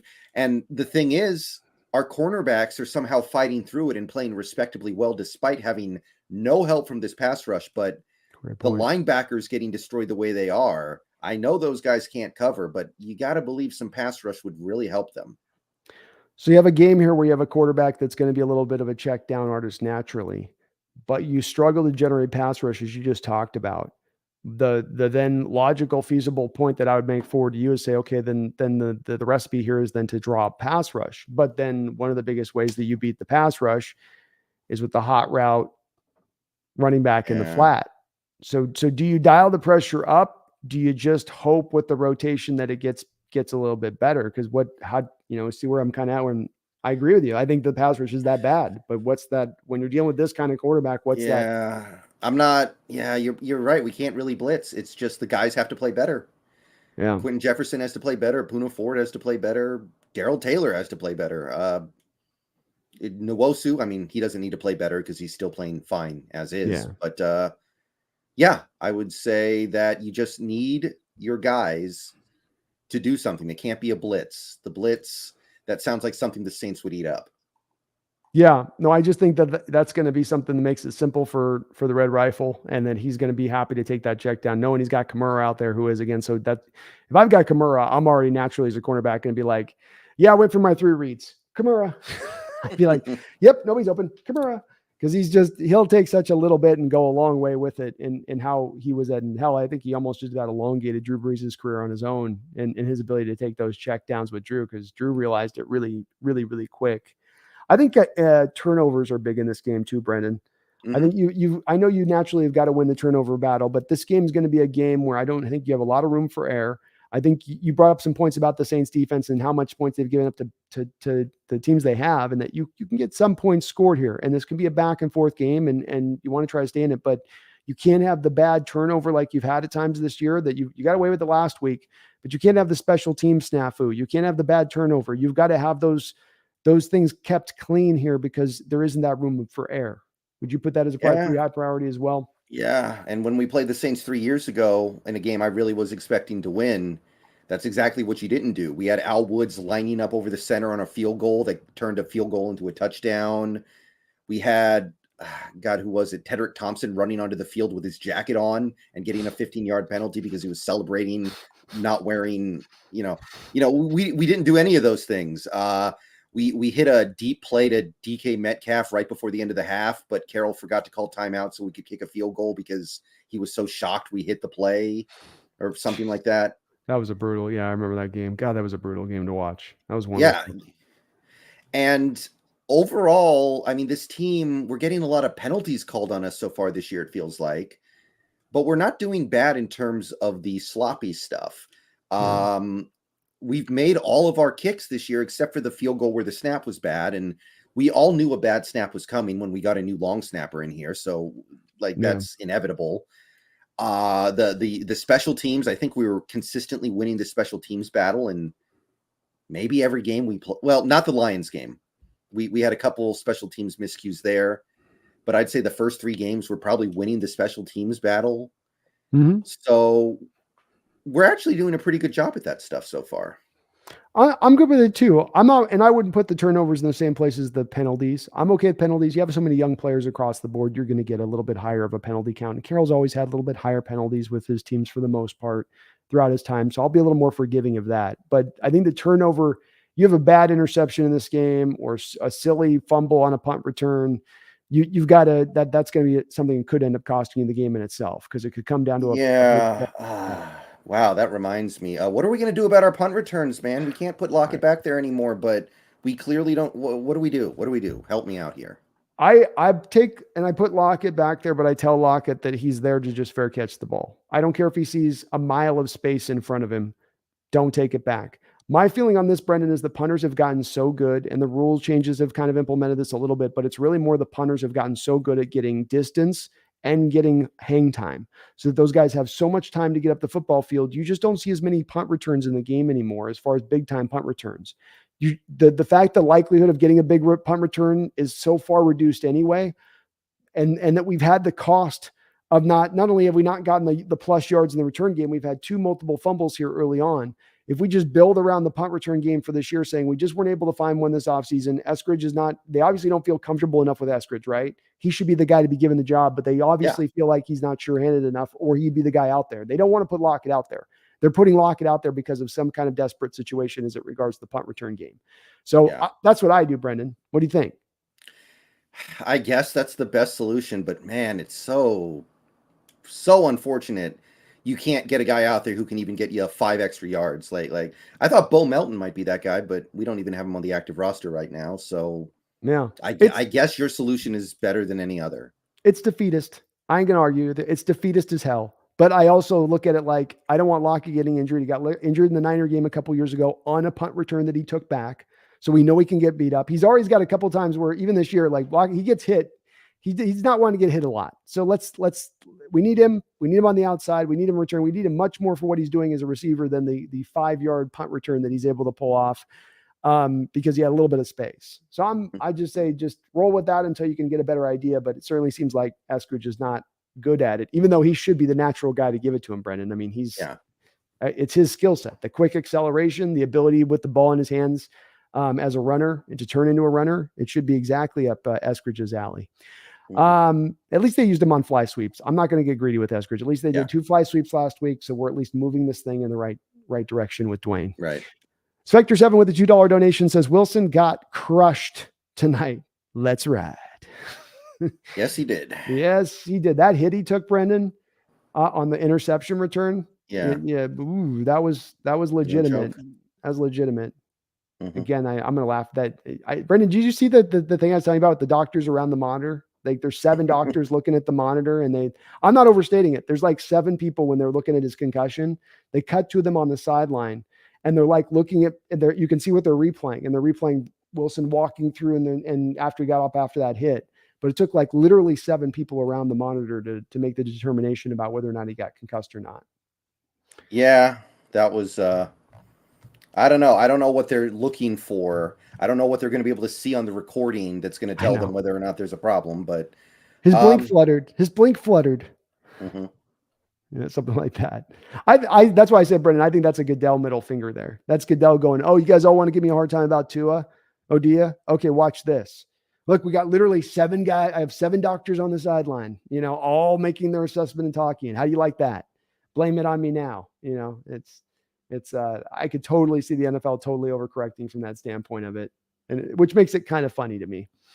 Thank you though, Spectre 7. I appreciate it, man. Snail with another $2 donation. Thank you, Snail. Says they fly the day before and practice early BNB. Oh, okay. Sure. I mean, that makes sense. It makes sense. He's done something.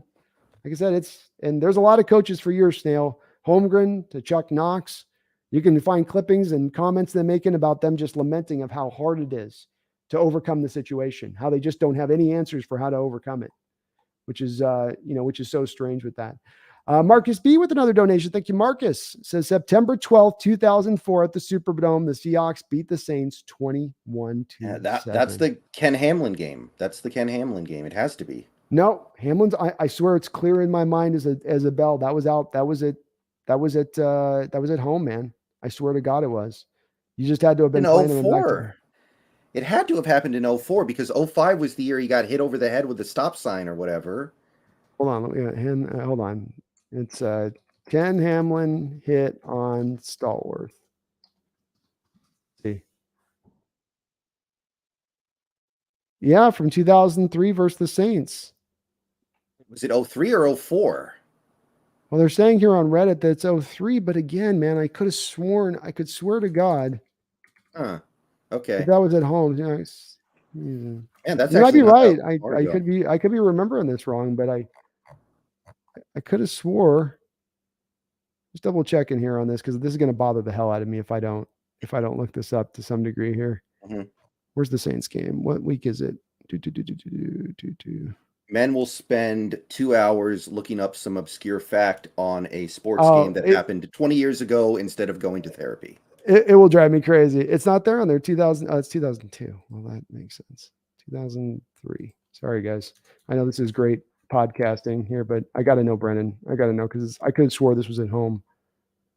I could have swore. Yeah, no, you were at home. Okay. That was the 2003 was at home. Okay, so 04 was on the road. I remember us winning that game. Okay, so 04. There we go, Marcus. We got it. We got it solved. Right. See? Mm-hmm. How many men does it take to solve the last time the Seahawks won in New Orleans? 3. But yeah, okay, so it was. All right. And you said 2004. I said 2003, but you're right, Marcus. So yeah, okay. That makes sense. So almost 20 years since we've been in New Orleans and won, and has been a while. But how about Holmgren going in there in his heyday and getting it done? No, that wasn't the Katrina Saints. That was the year before Katrina Saints. Okay. So it was a decent Saints team. Yeah, it was a solid Saints team. You had them in a good state at that point. They had a good total team there. So Breeze was there by that point, right? No, that was Aaron Brooks. Aaron Brooks. Okay. The immortal Aaron Brooks. Deuce McAllister, Joe Horn. I don't know why I remember that team fairly well, but I do. No, they had some guys. They had another receiver too. I can't remember his name, but they had another receiver along with Horn. Stallworth. We knew that. Stallworth, that's right. Yeah. And Henderson, I think Henderson was young at that time too on that team. Yeah. Devery Henderson. But thank you, Marcus. Appreciate you looking that up for me because that would have driven me crazy because I was like, we won some point. Marcus with another $2 donation says 2004 and 1985 are the only Seahawk victories in the Superdome. Wow. Not had a lot of luck. And we've played in the NFC conference now going on 20 years. Yeah. So I think, 2016 almost beat them. We were down by like 5. We were in the red zone, last play of the game. Russ goes to Jermaine Kearse in the back of the end zone. It doesn't happen. That was a really frustrating one. I remember that. That was the game where Earl hugged the ref after returning a fumble for a touchdown. I remember that. he he was just so happy. Mm-hmm. And the ref had to flag him because he had a little chubby going. So then, Yeah. that's going to draw a flag at that point. What are you going to do? So, thank you though, Marcus. You're awesome, brother. Appreciate you. Snail with a $2 donation. Snail, thank you as well. Says East Coast start was talked about by Pete on 710. Oh, okay. Well, I definitely buy in. That's good to hear that he's got those details. Again, I feel like he's a little bit more. Maybe he's holding close to the vest because there's like pickle juice, like Brendon said. There's something I feel like he's doing, giving him because I don't know. It's like uppers or something because he's been so. He's not only been so good. They've been almost like sub dominant at times at 10 a.m. It's a little wild in that respect. Hopefully, they can kind of keep it up here this week. Thank you for all the donations, and I appreciate you, bro. Snail, thank you so much. Okay, so we've got our track on where we think this game, where we kind of need to highlight on how this game needs to go, Brendon, and which sort of tails and trails this one needs to take. You're going to need to be patient here. I think you got to press down the zones a little bit if you don't blitz. So if you're not going to blitz him, that's fine. Let's bring up stuff tight though, and let's make the Red Rifle truly show he can live up to his nickname. Meaning, hit me deep, Red Rifle. Hit me over the top. And this is going to go against Carroll's nature a little bit. It's definitely going to. And some of this game's a little bit about going against Carroll's nature. You want to run up in the middle, you need to run more outside. I'm telling you, the Vikings had so much success in this game when they went outside versus when they tried to go up the middle with Dalvin Cook, and there was just nothing to be had up there. So it's a little bit of a game of him going against his natural flow. It kind of feels like the modern NFL is moving towards that, where you have more success running the ball to the outside. It seems like a lot of teams can say that. Very much so. I don't think that there's that elite speed from the inside because those guys are still at a place where they have to be so big and well built to take on the guards and stuff like that, that they lose a little bit of that quickness, that ranginess. That's a word we talk a lot about with guys, and ranginess and sideline to sideline, but it really is a rare attribute to find in defenders in the back end of things. And so it's certainly right now, getting the edge, getting laterally from Deebo Samuels to Cordero Patterson's. I mean, that's how Atlanta went out just really in that running game in the second half, was there's a lot of pitch plays to the edges. And we saw it with Williams. Javonte Williams, the inside runner. Broncos used him to the outside with us a lot in that game, 9-10 yards, kind of effortlessly. So I do hope that they commit to it. It's been something they've been hesitant on, Brendon, but man, they had so much luck with it last week. Rashad Penny, just outside zones, not even pitch plays. Just get to the outside zone of things, and it starts to open up for you there. Yeah, when he tore his ACL, I was worried he was going to lose his speed, but he has not. It's all there, so I'm really relieved about that, and I want to see more of it. Yeah, I mean, when you're watching him getting up to the 21 odd miles per hour that they GPS track him at, right, when he's one of those fastest players of the last week, always got to consider that's a guy on with 230, 235 where he's running that at. That's not a Tyreek Hill at 205 at 5'9", 5'10". That's a guy 25 pounds heavier running at that type of speed, which is part of how he kind of breaks those tackles. Is he's just so big. It's not that he's like Marshawn-like. It's just that much mass moving that fast. You're not just going to knock it off its feet with a sort of a glancing blow or an arm tackle at that point if you're kind of closing late in there. Part of the reason why too, Brendon, can we work Penny this week? Can we commit to 15 carries? I know you like Walker. I like Walker too, man. I like Walker. But can we give Penny 15 carries, man? Can we commit to that in this game? I'm here for that. I can dig it. I'm not alone on that island. I'm glad to hear that. So I think that's another part I'd add to this game is Walker was fine, but last week provided a real good indication to me of why we should really be feeding Penny over Walker. Walker had a lot of carries. There weren't maybe as many holes for him as there was for Penny, but Penny still had a very far superior day. You got to go still with, I think, the vet here. Let this kid get his feet wet, give him a couple of carries, hell, work the fly sweep thing in with him, but still let this be Penny as the main runner. Right. You there for that? Yeah, absolutely. Awesome. SJM with a $5 donation. Thank you, SJM. It says, thanks for the content. Well, it is my pleasure on that, SJM, and thank you for the $5 donation. That is very kind of you. In fact, we've had a ton of donations here, so thank you to everybody on that, but you're awesome for the dono. We have passed about 2 hours, 37 minutes. I've kept Brendon here a tremendous amount of time. He's been a champ hanging in here with me. So let's wrap this up here a little bit, Brendon. We've got the keys to this game. This is a fairly straightforward game. This isn't a complicated game. This isn't you got to worry about the heavy blitz packages. You got to worry about it. How does this game break down for you and how it plays out from your standpoint? I think it's going to be, we're going to see a lot fewer points than we did against the Lions. I do think the Saints defense is at least good enough to provide some resistance. I'm seeing a Saints team bust out the kitchen sink, trying to win this game. I'm seeing. I have some concerns about this defense against Dalton for the reasons that you said about how he's a little Colt McCoy like, and our unwillingness to give up the deep ball against a quarterback who may not be able to hit the deep ball. So I'm going to say something like 20-17 Saints. I don't think this is the Seahawks team that's going to get a win in the Superdome. I'm not feeling it. I'm gonna take Brendon's score and match it up. So we're gonna be of like mind this week. 2017 sounds as good as anything I can come up with. That sounds about right. I agree with you. We get a little bit more of a defensive battle in this game. The Saints defense, I think, is a general tough matchup for Geno in the way that I don't think there's as clear a holes to go after. It'll be again game about the run. They're 20th against the run. They're very good against the pass, something like 9th. So if you can lean in the run game and can do it, if you can get around those 8-man boxes at times and still be able to run effectively at it, like we had Penny hitting that casino blitz play where there's all those men up at the line of scrimmage on that play and they hit it right. If you can do that in this game, that could be enough to kind of get you over the top of that and turn it a different way. But this is 10 a.m. Brendon mentioned about how desperate this team is. The Saints team is coming in here that you're having to take on. Their season's kind of on the line. People had kind of wild card expectations for this team. So they feel like they should be doing better than they are. It's going to be a proud team, proud bunch you're getting in there. They're not just going to come in there and like, well, it's real tough this year. Now we lost Jameis. They're going for it. So we're going to get everything that we can take this week as far as the battle goes, but our Seahawks have certainly impressed us so far, Brendon. Maybe they will be able to surprise us once again here this week. We get our draft pick looking a little bit better here this evening from our Denver Bronco team. It's starting to look a little more clear of a potential top 10 pick, is it not? Can I throw in one last thing here before we part? Please do. Garrett Bowles, broken leg. We do not know how much time he's going to miss yet, but a broken leg is a broken leg. Broken leg. And they're not calling it a high ankle sprain. They're calling it a broken leg. Yes. He has officially, per the several sources on NFL Twitter, broken right leg. The reason I differentiate that is because the high ankle sprain is also technically a break. It used to be called a break, but it's more of in the fracture mold of things, so they call it a sprain. Whereas if they're calling it a pure break, that means that there's probably a more of an absolute like something is truly kind of broken at that point, theoretically speaking, more than just a fracture. But unless the Broncos get it together and are competing for the playoffs, I think he's done for the year. Yeah, I agree as well. And to think that they're going to get the playoffs at this point, missing their number one running back, who's probably a top 5 back in this league, maybe top 7. Then you're going to lose your left tackle, who's by far your best offensive lineman on that line. And you're having problems with pressure as it is already.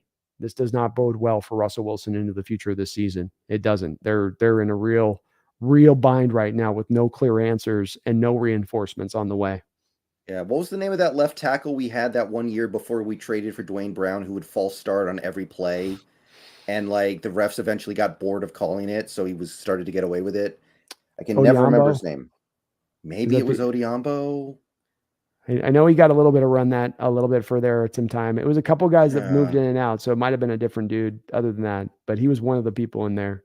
Was it Luke Jokel, or did we play him at guard? Left guard. Yeah, we played him at guard. Okay. Yeah.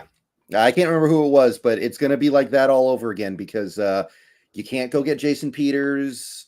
You can't go get Dwayne Brown. You can't Whitworth. You're down to Whitworth. They can't get Whitworth to me, though, because if Whitworth was going to come out of retirement, the Rams would have talked him out of it with their situation and tackle. And the Cowboys would have talked him out of it. They already reached out to him like 2 months ago. So Whitworth's not even a slight possibility, but he's the only other available name out there that they could be looking at. Did Fisher ever get signed? Let me look that up because I was keeping an eye on him, but I didn't hear anything. He is currently a free agent. That might be the guy. Fisher might be the one to be the straightforward to go grab. Quite frankly, I was looking at the Colts line tonight, Brendon, and they're showing how they're moving all of their guys into different positions to augment what's going on with the left tackle. And I went, why didn't you guys just go back to fit? Like, he wasn't horrible for you guys last year. Yeah. Why wouldn't you just go back to him? So strange by the Colts on that one too. I don't know. Maybe Fisher's really, fallen off. $10 donation from Roxanne Roll. Thank you, Roxanne, for the double donation today. Appreciate you. It says Pete Carroll has the entire team start their entire schedule for meetings, walkthroughs, meals, everything back a couple of hours and keeps the schedule feeling normal while acclimating to the early time zone. got to give credit to a lot of credit on Keith Carroll on this. I do my share of knocking and hitting him at times for certain things that bother me about him. But in this respect, this is one of those things from a coaching standpoint that he absolutely solved. Coaching is about sometimes having problems and issues and then attacking those issues and problems. And the fact that he's able to overcome it when like I said, there's a lot of other good coaches who come through here in Seattle, like a Knox, like a Holmgren. You've got to give Carroll a lot of props for his ability, for how well he's had these teams ready to play at that early time zone. Even in games we haven't won, they've been ready to play. That's the thing you used to see in those 10 a.m. games is those guys would just still be looking like they're like, what? We're playing football? Man, it's early though. What? He went past me? I don't want to tackle, man. And then by the second half, Brendon, they'd be starting to go and, like they look kind of like normal when it's like right around would be 12 o'clock for them, So, yeah, I'm glad that they've been able to see it, Roxanne. It does give me a little bit more hope for this 10 a.m. game than I might normally have. The fact Carroll has like I said, not just done well in these times, dominated in these 10 a.m. games as of recent. I mean, just done amazingly so. Well, Brendon, upsets. Upsets. That's what I'm saying. It's been not just games where you've gotten a lot of weak opponents, Brendon, where you've gotten the chance to take advantage of teams. It's you going in and taking on teams that are very solid, even playoff level teams, and coming away with the win on it. And it takes a team that's like almost super upper level, like a Bills team on the road a couple of years ago. Even in that game where they played as well as they did and Russell had the turnovers, we were still kind of into that game throughout the course of it. So even when you do get clipped, you still put up one hell of a fight through the process. Yeah. Well, before we sign off, we got one quick question on you, and that's what are our Mariners going to do tomorrow in this series? I'm kind of along for the ride with the Mariners at this point because I know how random the MLB playoffs are. The good news is most of the guys who could go one way or the other are pretty hot right now. Julio was playing really well after he came back from the injury in the last 4 games. Suarez was productive. He had I think 2, 3, or 4 hit games. Yeah. The only guy, maybe you would say Ty France, and even Ty France walked it off in the last game. And Haniger too got that home run as well. All guys that have kind of had that you mentioned that you do worry about. You need them to hit. This playoff is really going to be driven, Brendon, about how well they hit as much as anything else. I think we'll pitch well enough. I think we'll field well enough. I think bullpen will be fine. But I think it's going to be about, can you generate enough runs in the series? And that's about guys not being just completely ice cold all the way through the lineup, but getting a little more consistency from guys rather than relying on the 1 or 2 hot guys in the lineup to drive it all home. But you're as at full strength as you could ask. Haniger's back in the lineup. Francis, despite having a couple injuries, is healthy and in there. Julio, same way, has had a couple of injuries, but he's in there and ready to go. Your pitching staff's ready to cook. You set the stage with a week out. They're in as good a position as you could ask for a team to go into the playoffs and be able to set it up. So let's hopefully see if they can pull it off. It's a tough Blue Jay team, and we got every team in the playoffs is good, right? Like they are. You're not going to get some terrible team in the playoffs. Like some people were saying, oh, we want to play the Guardians. The Guardians played really well down the stretch as well, honestly, especially pitching. So yeah, I don't know. I'm not completely convinced you can make assumptions like that. I just worry. I like the Guardian matchup better because I feel like they don't have as much pop in their lineup as this Blue Jay team. And I feel like we have with our power pitchers, they've got that ability to just kind of go through and dominate a lineup, but then they let one pitch get past them and the guy just goes with it and he's able to kind of just take the pitch out. Like Gilbert had that against the Astros last time they played him, where it's just like he's making good pitches and they're just going with the pitch, using his velocity against him and then putting it out to like opposite field. And that's that part I worry about with the more of this power sticks lineup. First, a Guardian lineup that's a little bit more of a we can generate runs kind of thing, play a little more old school baseball.